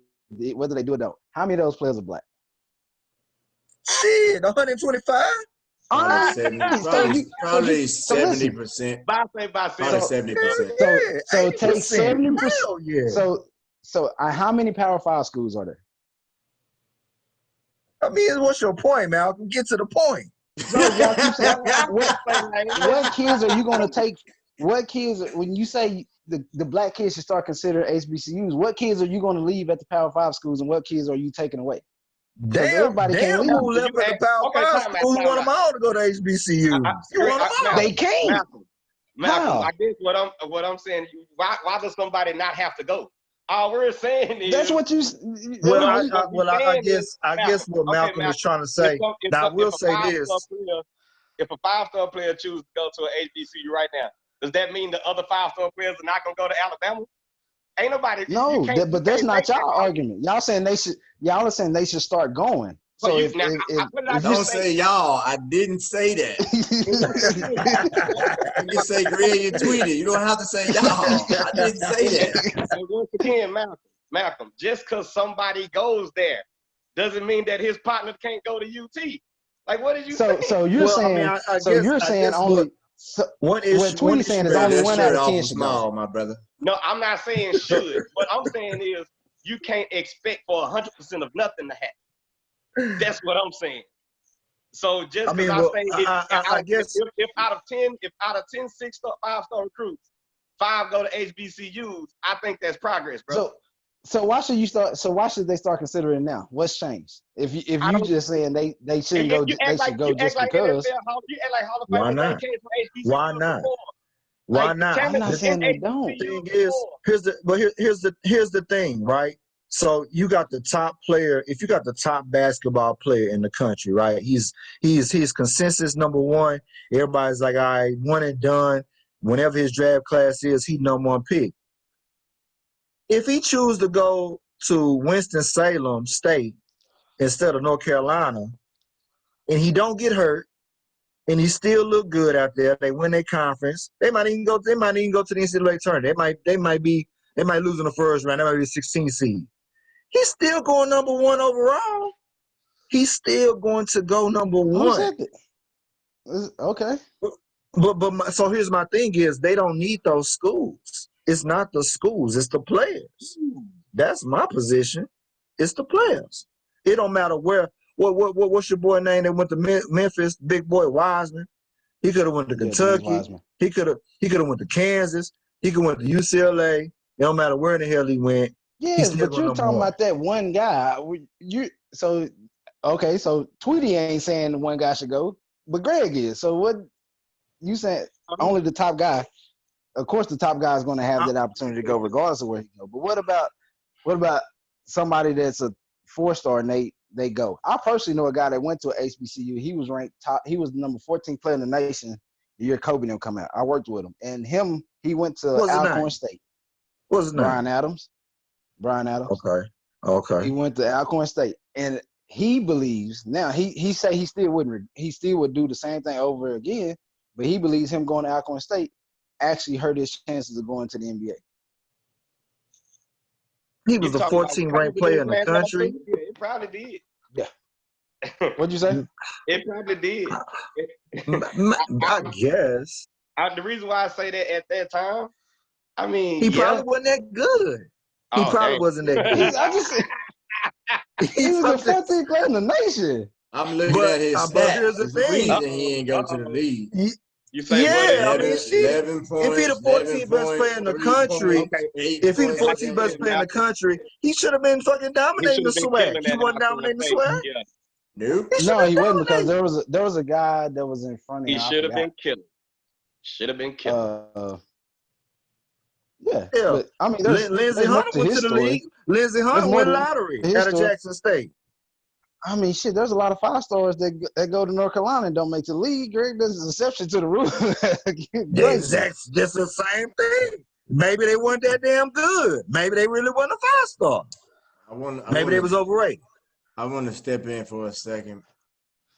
I just want to get my take real quick. Be quick too. You know what I'm saying? Be quick. Right. So here's my thought. I don't understand why race or what school. I don't say I don't understand why race or what school you go to what matters. What I'm trying to say is, why are we trying to encourage kids to pick schools based solely on race? So first of all, hold on. Let me finish. Am I the real quick? Am I the only? But I just want to know. Am I the only person on here that went to HBCU? Yes. Yeah. Okay, so now I get it. Now I get it. No, what did you answer? Hold on. Let me finish. I don't. If and this is what I just don't understand about a lot of things in general, right?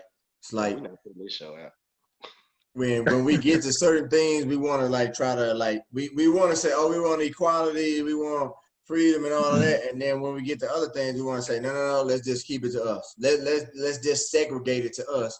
But when white people try to do that to us, we get pissed. So my point, the thing I'm saying is, why are we encouraging kids to say, well, like, what is so wrong with a kid going to Duke? Like, and I'm not saying they should go to Duke versus the HBCU. I'm saying, what is so wrong with that? Like, people are saying is like, there's something wrong with a black athlete going to Duke, right? And Greg, you said it. The HBCUs don't even recruit the players. Like I wasn't like a top level recruit coming out of high school, but I mean a lot of the Big 12 schools and a couple of SEC schools recruited me for football coming out of high school. How many HBCUs did I hear from? Not one. Right. And I'm not and even the top they should have been. And they should have been. Not one. I didn't hear from they should have one. been. But that's my only argument is like, don't say, oh, well, you should go to HBCUs because it's the HBCU. No, young man, young woman, you should go to whatever institution is the best place for you. I agree. If it's Clark Atlanta, go to Clark Atlanta. I agree. If it's Duke, then go to Duke. If it's Harvard, go to Harvard. But don't just say, oh man, you the best basketball player. You should go to an HBCU. Now, what if he or she choose that HBCU, and solely because they go to that school, it screws up everything. Right. It could. Because what happens is, like Tweety said, if you go to because what do people automatically assume about HBCUs, right, wrong, and different? You playing at lower level competition, right? Yep. So the assumption is, if you are really that good, you're gonna go there and you're gonna average 30 points a game. Your team better be good, and you better be showing your ass every night. If you don't, what are they gonna say? The competition probably ain't that good. But if you go to Duke, y'all just said that about my guy. And you mediocre as hell. And you mediocre as hell. And you just okay or something, they'll be like, you still getting drafted. He long, he right. And all of a sudden you become Marvin Williams, a 6 man who get drafted higher than everybody else on your team. That's not gonna happen if you're in it. So like I said, it's either dominating or I'm not gonna say you're not gonna go. But you ain't gonna get that look. You have more room for error in a major conference team. And again, I'm not advocating for HBCUs or non-HBCUs. I'm saying that a kid, male or female, when it comes to opportunity, comes time for them to consider universities, they should look at what is best for them educationally, academically. Some of those things Greg was talking about as far as like how coaches treat their players and how they're going to take care of you as a player when you're away from those parents, the town, et cetera, your major. I think that's what players should consider. And not just saying, man, I'm black, I'm the best player in my class, I'm going to go to HBCU. But here's my thing though, LJ. I think the real thing is like they just want the players now to start to. It kind of goes both ways. The players should start maybe even just consider going to HBCU, and also on the flip side, the HBCU, they got to do a better job. They got to take a chance to start trying to at least see if they can get some of these guys. But I think, to me, one of the benefits about going to HBCU, and I saw somebody describe it recently, these places are like sacred places, man. Like, you know, it's not a lot of times that you can go to a university where it's just a bunch of black people, man.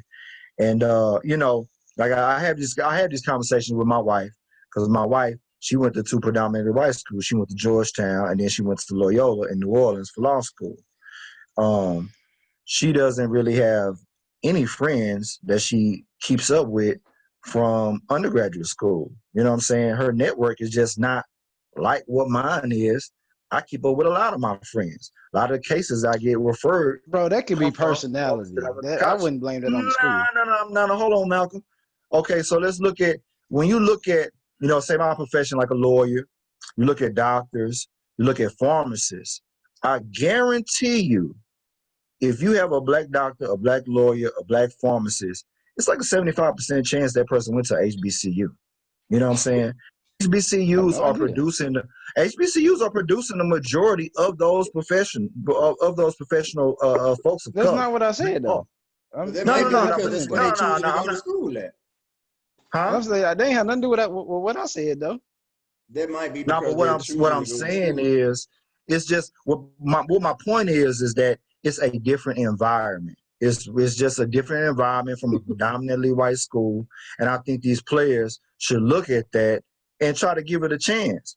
I mean, you look at schools like Florida A&M and Florida State. If you talk to the Florida State players, yeah, their ass always at Florida A&M. But that's not what you go to college for. What do you like? Why is it, again? Why is it still about race? Your social life and your networking and who you're around is a big part of college. Okay, Greg. You can't have fun with race, but why is it about race? Why do we keep going through all these protests and all this stuff in America to say get away from race, stop racism, and then we come back and we keep trying to do and enforce the same thing? Like, that don't make sense to me. It's the same thing. He's saying, well, you got to go. It is. What's the difference? What is the difference? It's not. You see, you look at you just blankly say racism, all right, but you got to look at systematic racism. It don't matter. I want to know what is the difference between saying racism. I want everybody to treat us equal and then coming back and saying, well, you should go over here because they got a lot of black people over here. Like, that don't make sense. Those are the opposite of each other.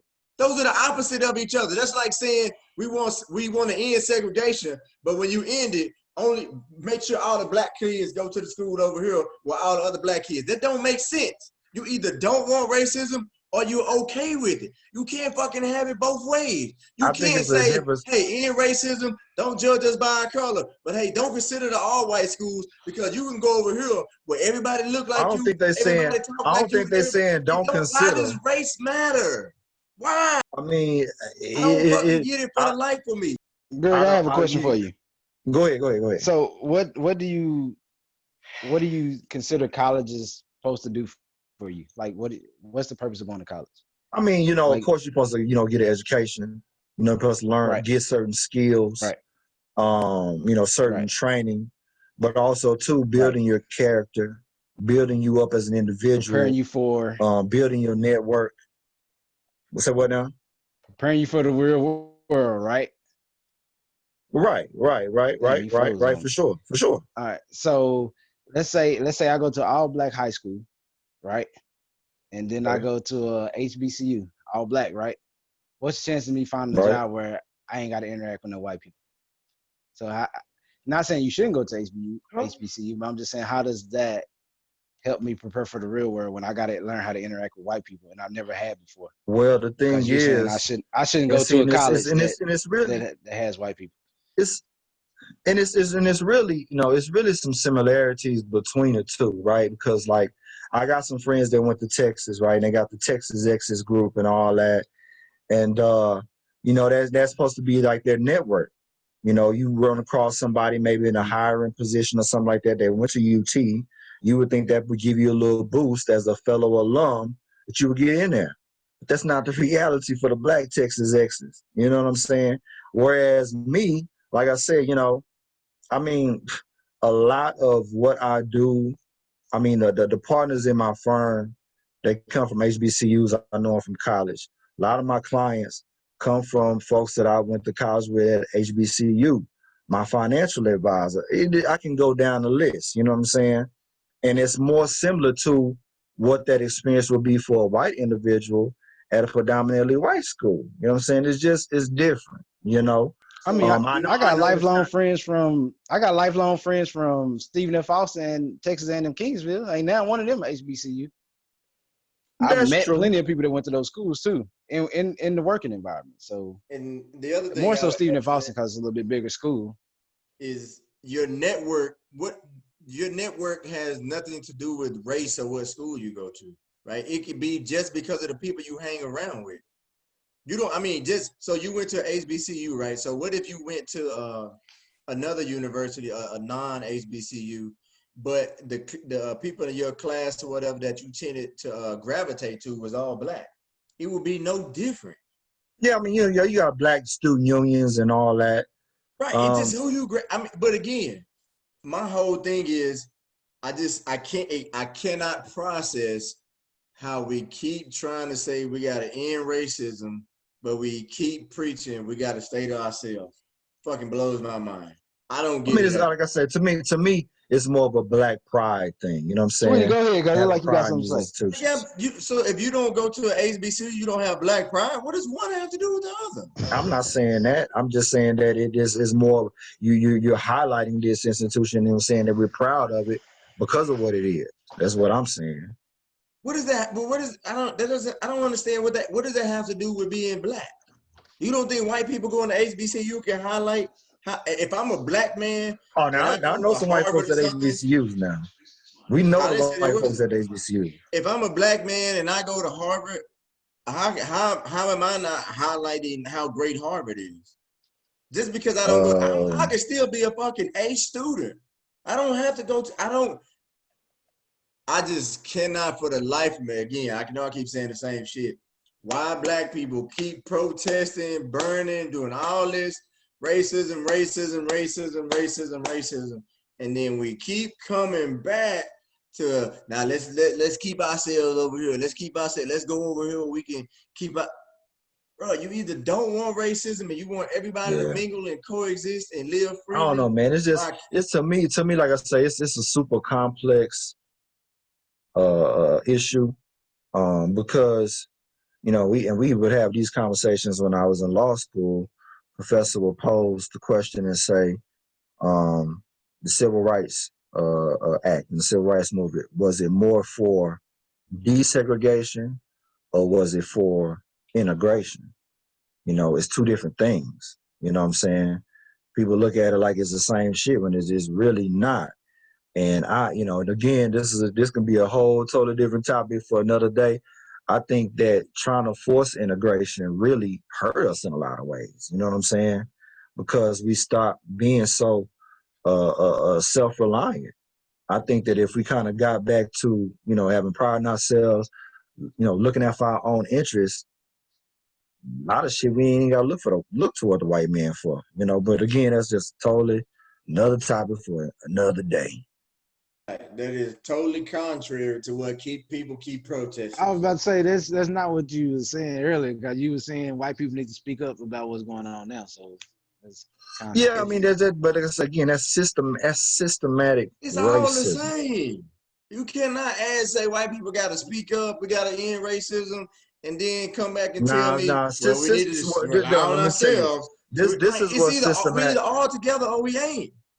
Nah, this is what systematic Hey, racism. go ahead, Tweety. Go ahead, Tweety. Go I ahead, have Tweety. Go ahead, go nothing ahead. to say. I'm listening. I'm just trying to figure out how long we Oh, go. I just Hey, I gotta get off too. I gotta get It's off too. funny though. Like I was just trying to see how because I guess that's why I don't really speak on stuff like that. Because you will eventually contradict yourself. Like Because it Unless seems you like meet. Well, you know what? America is it seems one like big people fucking don't really know. contradiction. Okay, now great. The reason why I say that is because it seems like people don't know what they really want. It's like you want to stop racism. True enough, you really do. But on the other hand, you do want the black enterprise, you want the black businesses, you want the black schools to rise too. I get that too. Hell yeah. But I'm like, if one got to give. I don't think that's the problem, sweetie. I think the problem is Like, go ahead. I don't think the problem is wanting to end racism and then wanting, the black enterprises. I think the funny part, kind of what LJ said, is ending racism and then, what'd you say? You didn't let me finish. Like, I was still talking, but go ahead. No, I was kind of talking, like I was going to, you was going to interrupt the funny me, part like, is asking white people to help, asking white people to help in racism and then turn around and do the black enterprise thing. Kind of like what LJ was saying is what I was. No, I mean the black enterprise thing can be happening without y'all done froze though. Without you saying screw white people. Like that really can happen without that. Like that's one of those things. Like when I say athletes need to consider HBCUs, it has nothing to do with excluding anybody. I just feel like if why not? That's my deal. Like why not try to find if one of these HBCUs can give you the same thing as a Duke besides exposure, obviously, because that ain't gonna happen. But I mean, that's all I'm saying. I'm not saying that we should do this because we black. I'm not saying it like that. Malcolm done left the show. I'm not saying it like that. But it's one of them things. I just think it's sensitive. I was quiet the whole time just for that. And like I said, when you talking race, eventually you're gonna contradict yourself, bro. It's just one of them things. It's gonna happen. Me too. I just dominate y'all. You ain't dominating. I just dominate.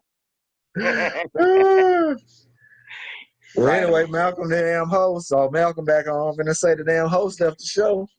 Sign us out, Malcolm. Sign us out. Oh yeah. Hey man, I know one thing. Next week, y'all quit talking so fucking much. Good God, that's my gripe today. That's bro. I ain't my soapbox. I'm gonna go a whole 10 minutes about how much y'all talk. Oh no, it's them two wanna be woke people that I'm talking about. Spook, Greg the lawyer. We have interesting conversation backed by experiences and facts. And it's better than you just coming on saying, is the sun black or is it gold? Or why is it gold? Is it yellow or maybe it is yellow? Like, are you coming out with some Kyrie Irving? The earth's flat. Well, time out. I know I said it was flat 6 weeks ago, but I was just bullshit. I was just throwing out some harebrained bullshit. Listen, we may talk a lot, but I guarantee you that people will listen and find that shit interesting. Because we don't always agree. Yeah. We're respectful. We both are two well-educated black men. Yeah. We ain't cursing and yelling and screaming. I guarantee you people will like it. What are you talking about? I might have said one or two cuss words. I'm still black. So you should go to HBCU because you black. Listen, I just told you, ain't not one HBCU call me. Not one. I feel you on that. I visited one. I visited Prairie View. I can't even say that I would not have went to an HBCU. And that was with you, Tweety? Yeah, I said I visited 2 of them, but that was because of me. And that was because I was on the transfer trail. It wasn't because coming out of high school, they didn't say nothing to me. It was, I had other schools talking to me. It wasn't ever HBCU. They don't want us, Greg. They don't want us. They even got white people. They even got white people playing on their baseball team. They be excited when you walk on their campus. They be ready for you. They just they got white people playing on their baseball team. They don't want them. Listen, HBCU gonna have a hard time recruiting a high school football player. They playing on a grass field with dirt in the middle of it. Yeah, the football is keeping it a bean. Football not going for that. Right. Yeah, that's true. I would love to see that happening. It's not gonna happen, bro. Now basketball, I can see. Basketball way easier. Well, football I totally different. I feel you on the basketball thing because even no matter what, as long as you're an NCAA school, you are eligible if you win your tournament for the NCAA. You can be on a big screen. So Right. I let want to me say ask you one this. thing though. On Hold on, man, real basketball. quick. Let me throw one thing in there for y'all. I just want y'all to see this and hear this coming. Now, the guy Greg was talking about, the high school recruit. His name is Mikey Williams. Now, watch if these kids start going to HBCUs, or you start getting a lot of them to really, because there was a kid I think last year, maybe this year, that had an HBCU in his top 5. I think he was a basketball player. I know it's Florida A&M. I think he was a basketball player. Anyways, now watch this creep up, because I don't know this for a fact, but Greg, you can correct me because I'm probably wrong. I'm assuming that I know they do have white head coaches in basketball at HBCUs. But I'm assuming a lot of the head coaches are black. Right. A lot of them are black, but they do have some white coaches though. Right. They do. Now watch this. Now watch when these kids really start considering it, that message start coming out there. Was they gonna get the same quality level of coaching? I guarantee it. Now watch when it coming. But y'all right. go ahead. I'm telling you, Boy, that's you gonna sound like come. somebody granddad. Hey, Nah, but I feel I'm just telling you, because they're gonna throw facilities out there, and then that's gonna be the next thing.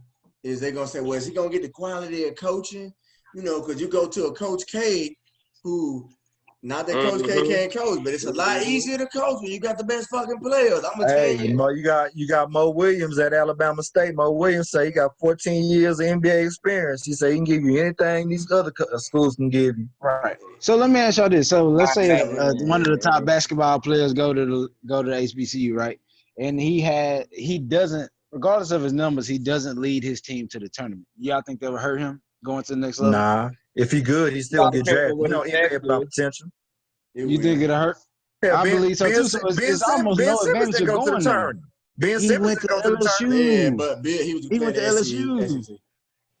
What I will say about that though, Malcolm, I mean, I think you're making a good point. What I will say about that though is that for more players to start considering going to HBCUs, those first few players to go, they have to be successful. Yeah. Because the first time you get a top tier draft pick, a top tier high school player go to a HBCU, and they don't, when they went to HBCU, they were supposed to be, he gonna be guaranteed a top 5 pick, and then you go to HBCU and he in the top 5 pick, players gonna be like, I'm out. Yeah. So whoever does it, they gotta do it right. They only got one chance to get it right. You're right. They got one shot. Unfortunately, I think it shouldn't be like that. I really think kids should just go what suits them best. Right. But unfortunately, if kids do start go, they're gonna have one chance to get it right. And if it is fucked up in any way, shape, form, or fashion, people gonna start blaming it on the age. They're gonna say, well, if you think he would have slid this far if he had gone to Duke instead of going to Alcorn State or Hampton or Jackson State or something like that? Even though Walter Payton went to Jackson State. I mean, quiet as it kept, Greg, I know you know this. Once in the daytime, all the black players went to HBCUs. Yeah. Before integration, they got more Hall of Famers than a lot of these Power 5 schools. Yep. But people don't know that because they don't realize at one point they was all coming from HBCUs. That was all the talent. That's why I was telling Malcolm before. All the talent was at HBCUs. That's where it was. Pee Wee Kirkland went to HBCU. You was getting what I was saying misconstrued. That's what that was. I'm not saying talent can't go there. I'm saying when y'all saying talking about pulling the kids out of the big schools, the Alabamas and stuff. What kids are we pulling out? Well, I kind of get what you're saying though, Malcolm. I kind of get what you're saying though, Malcolm, because like we said, the Power 5 schools, they got 150 scholarships. HBCUs ain't got no 150 scholarships, bro. At all. I didn't say nothing about pulling those kids out it's of more school. it's more Power 5 schools than HBCU schools is what I'm saying. So there's more to spread those kids out. Is all I was saying. I don't know about that though. I don't know about that because like the Power 5 schools. HBCU schools. Oh yeah, it ain't as many Power 5 schools. Yeah, it's more HBCUs, I think. I would think so. Like maybe 50 Power 5 schools. Okay, I shouldn't say Power 5. I'm sorry. I shouldn't say Power 5. To add to your argument, though, Malcolm. Go ahead, Malcolm. Go ahead. FBS. No, I was just saying I shouldn't say Power Five. I should say FBS because you have teams like Tulsa, UCF, Right, teams like right, right, that right, right, that right, are right. good Yeah, at yeah, football there you go. that are getting these I feel kids you University on of that. too. North T- Texas. well, I feel you on that. you say North But I Texas, think Malcolm kind so of, that's what I'm saying. I'm thinking of I those kids think, too. Is what I'm saying. They know. another interesting part of that would be, and I don't think it's directly what you was talking about, Malcolm, but it kind of fits into that is a lot of kids will then lose the opportunity to go to college. If you look at it, To go where because you got kind of low. a lot of kids will lose the opportunity to go to college, right? Because you Oh have yeah, kids that, generally speaking, the kids who are recruited by HBCUs, the overwhelming majority of them were probably not recruited by Division I college. Right, right. Or, That's true. you know That's what I'm true. saying? So if That's you true. start bringing in all of these kids who normally go to D1 schools or larger institutions, then some of those kids who, I don't want to say maybe they were good enough, maybe they weren't, but they weren't getting recruited by those larger schools. A lot of them are probably just not going to end up going to college. I mean, not I this. don't That's know, not man, saying. because a lot when you look at it, say like a football team, like a TSU football team or a Prairie View, you got a lot of players on the team that are not scholarship players. So, Already. maybe, some of those guys that wasn't getting down scholarships, maybe they, kind of pushed to the side. But I mean, but you do have a valid point. Somebody is going to lose out. But the thing is, for these black schools, they want to get a piece of that pie. They want to get some of that Oh, for exposure. sure. They want You that know what I'm absolutely. cake. I saying? don't They want blame to them. get some exposure. Right. I mean, I They don't want blame to. them for wanting to get them sponsorship deals and getting them big ass arenas and, letting endowments build all these Right. different, allow you to do all these different things educationally. Mm-hmm. Hey, Mm-hmm. I'm with it. I mean, I'm not saying that he if And shouldn't. if and I think alumni gave every back, like they do with these white schools, they might be a little bit better because a lot of people You don't know saying black people tight. Oprah Winfrey went to Tennessee State. You know what I'm saying? There ain't And no she don't reason why even like Tennessee black State shit folks. ought Listen, not be good. I ain't never She been don't to even like black people. HBCU, but I can tell you what, boy, them white people, when they get to college, but they ride. I mean, oh, they do. They you do. know, I go to we went to Indiana University football game this year. They football team suck. They like, Right, middle of the right, pack record wise. I think right. they went to a bowl game this year. It's like 75. Yeah, we told that ass up. Huh? Who are we? Kingsville. They Tennessee, play fool. Kingsville. Tennessee. Oh, I There said you they was go. terrible. Or middle Yeah, of the you pack said team. we My went to a point bowl was game. that You I told us said. we Indiana were in the bowl game. Indiana is not a bad, it's not a football school. It was people everywhere tailgating. They got And facilities they out their ass and horrible. everything. But like Oh you yeah, say, we went to the that's game. where They that played money Ohio come State. in. They got Yeah, they that's got where they that got money they come got in. And drugged. stuff. They got drugged. But the Like I said, parking I lot think was full of people. I Let me tell bet. you how white people ride for their schools, right?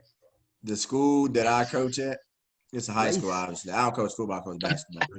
They be tailgating at their games. But like but I but say, here's a point LJ, I too, think though, that LJ. Here's the another point. point that people don't think about with these white schools. A lot of people that They're not white financially schools, back they just these white, universities. huh?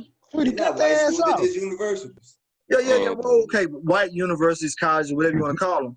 What a lot of people don't keep in mind is that a lot of the financial backing that they get, it whoop, comes from people that didn't even go whoop. to the school. No. LSU got so many people supporting the school, and them motherfuckers didn't even go to LSU. You know what I'm saying? So that's that's another difference. The HBCU just not gonna have a backing But like that. You I know what I'm guess saying? to answer the question Alex of why, Hill ruined it for I guess HBCUs, bro. to answer the question of why you would want or why I think the push is happening, I think it's to what LJ was saying earlier. It's to the point to where the people who went to those HBCUs having kids now, and like you said, they want to see their alma mater. Listen, Malcolm, you ain't listening, bro. They ain't let me talk. If it's a situation where, and I think you saying now, but I think it's the truth because you're having more people go to HBCUs now that are having kids that do want to see their universities on top, that do want to see their universities get a piece of that pie. And I think it's more than the racial thing. I think it's more of that school pride. I want to see my school get some of these dividends from having the talent on the team. So I'm gonna try to persuade some talent to go there. I don't think it's more racially motivated than it is financially motivated. I Man, tell you bro, what, you didn't go when you about the, saying they about should go. the, You I didn't go tell no you this though. HBCU and you saying they should go. Hey, by like the I last wasn't a top 5 athlete years, either. Hey, I by wasn't a like top the, athlete. by like the Like, last, like the you last, didn't. And my bro, parents didn't go to like the fact, HBCU. My daddy Nigga didn't go was a to scrub. HBCU. I wasn't no hey, scrub. like the last, but like the last, Cancel like the that. last 5 years, bro. Like nobody wants to play TSU basketball team. Like they give motherfuckers hell. You know what I'm saying? They had your boy Mike Davis was there. He was the head coach. And now Johnny Jones, he was coach at Texas A&M and at LSU. He's Ben Simmons' coach. He the coach at TSU now. They Johnny- balling, Greg. bro. Johnny You know what I'm Jones saying? ain't They, never coached at Texas A&M. who, Great. Jones? Yeah, Great. He did coach at Great. Texas A&M. he was Great. a coach at North Texas. He coached at Texas A&M too. He was never the head coach. Let me go look it up. Great. How Nah, far the team he go coached ahead, at, he never was a head coach. He came to LSU from North Texas. Okay. What you got, Malcolm? I said, how far the team go in the tournament? Nowhere. You know, I think they won that play-in game, but then they lost in the first round. So they You know they beat playing the fucking Duke, Mount Vernon State. They beat Mount Vernon State. but then they play a Duke or whatever. It ain't like they just get the doors blown off. Let me look. I'm looking it up right now. Let me see what they That schedule should they got. sound good. That is funny. Let's see. Who was on TSU schedule? Oh, they dogs. Oh no, they got dogged by San Diego State. Well, San Diego They State ain't got a even good have team. Kawhi. They ain't even have Well, San Diego Kawhi. State's still a good team. Didn't say they didn't have Kawhi. They got dogged by Bro. Arkansas. Ooh, they got really dogged by. They got dogged by Gonzaga. Well, Gonzaga. Okay, I give you that. They didn't get dogged by Nevada, but they almost got twanked. Nevada had some top recruits this year. They got They- them damn brother twins. They hung with Oregon State. Yeah, they took a decent loss to Arizona They not State. a pushover. They not a They ain't got a pushover. damn for sure. dub yet, Greg. You said what? Oh, they almost They lost ain't got the a dub preview. yet. They ain't got a what? A dub. W. You know what that is? Dang. Oh, There's them boys W's beat and Temple. A's. I know they went up to beat It's Temple. really pointing They to didn't beat Temple, make Greg. big competition, bro. I don't know It if wasn't you're this going season, but like year before last, they beat Temple. Man, they was 16-16. Greg said Duke didn't want no smoke. This is what Greg said. Yeah, Greg said Duke didn't want no smoke. They 16-16. Let me look at this. I said Your over phone the ain't course of the gonna tell no last different 5 story. years, they were better when Davis was there. I could understand that. I mean, I ain't gonna say Johnny Jones ain't the greatest, but He all right. Jones all right. he seemed like a nice dude. He keep getting jobs, so I mean, more power Well, to I him. think No that matter that's about it. I don't know how to go back to previous years. I ain't that tech savvy with this. But I don't know how we slid the HBCU conversation in there because y'all damn sure talked to yourselves at that topic. I will topic. We had to skip that topic. I will topic. The black kids going to HBCUs. We had to skip it. I skipped it low key because y'all talked about some shit so long that it wasn't even a Now, topic. Greg slid I it forget in. what was. Greg slid it in at the end of one of his answers. You like how I did that, huh? I got love Greg for went on them his all. soapbox and went for like 45 And minutes. he slid it right on into the HBCU conversation. He got distracted because Malcolm was moving every 5 seconds. Like he was expecting somebody to fucking call for fire on his location. Say, look here. I have my shit on mute, so the audience can't see me moving. Only y'all They can. can see you They can moving. see you. They can't Don't hear worry you, about though. it. You No, they said not. mute. No. Already. So it's on Spotlight. It records on Spotlight, so it only looks when somebody is Okay. talking. It only shows a person talking. Yeah, we see I it. know what It's I'm supposed to record everybody. You got to record the facial expressions, the laughing, all of that. It'll catch you laughing. Damn, Malcolm, I don't want to produce the show too. Fucking Shit. hey, man. You might need to get out this mother. You can't do. You got to do something Okay. besides take my damn $7 and walk around and do nothing. Well, this nigga tough. Come up with them Yeah, crying old about this $2 arguments like Perry, brother. Read the black man, Perry. You gonna get that? I don't even know who that is, so it don't mean I nothing. learned this shit in the penitentiary. I hate people come back from the I know penitentiary. what, next They week- smarter, man. next Well, week that's y'all what do I'm better. crazy. Don't get him on here. Next They gonna get your boy Perry on here. I'm Y'all not can finna have do Next this. week y'all do better before I go undefeated like Floyd. Before you go under, What you say, Malcolm? man, you got to get in the game to go undefeated. Next week, do better before I go undefeated like Y'all get Floyd. in the game. You haven't. We done what two live show, two like recorded shows. You haven't presented one good argument yet. Not one that even like remotely made sense. That dumbass the NBA should just have 16 teams. You thought that shit was bragging. It don't make That was your sense. hamburger here. You was gonna doubt. No, they just 16 teams. The same Oh, 16 man. teams. And then you pay 85% of the season, and then that play-in stuff they doing now really don't make sense. If you within 4 games, you get to do a play-in game. Why? Chris Rock For said more games to be 2 played. feet. That don't make it a good idea. Exactly. Let's That's why it's get not a good deals idea. on here. Get deals And on y'all wanna reseed 1 through 16 for no reason, no logical Ain't nobody saying nothing reason at about all. it. But otherwise, it's a good time to do it. That's the best reason Listen. y'all came up with. Excitement. There's a lot of reasons. It's good reasons to come up with it. You Yeah, gotta I build could jump off a buzz. cliff. That's excitement. Don't mean I should go do it. But You people can watch, but people will watch you do it. But that don't I make it a wouldn't good push idea. you it. do it. On blood, Come I here. wouldn't push it. Don't make what are you? What's going I say on?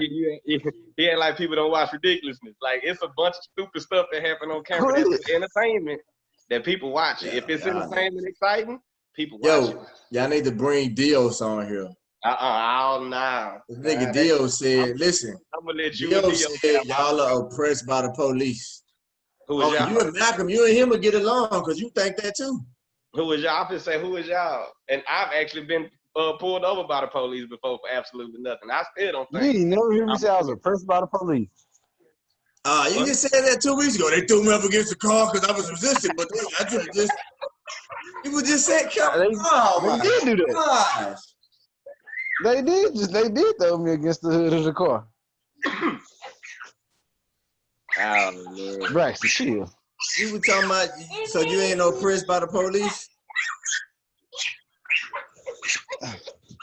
I know Greg is. Stop, I boy. just know one of these days, Greg gonna grow that fro out and pick that motherfucker out. And get the fish Man, rolls back at me. y'all ain't talking about nothing. Y'all ain't got. Oh, I ain't even got to work, but y'all. Yeah, man, I'm about to holler at y'all boys, man. Yeah, Figure man, out- because my therapist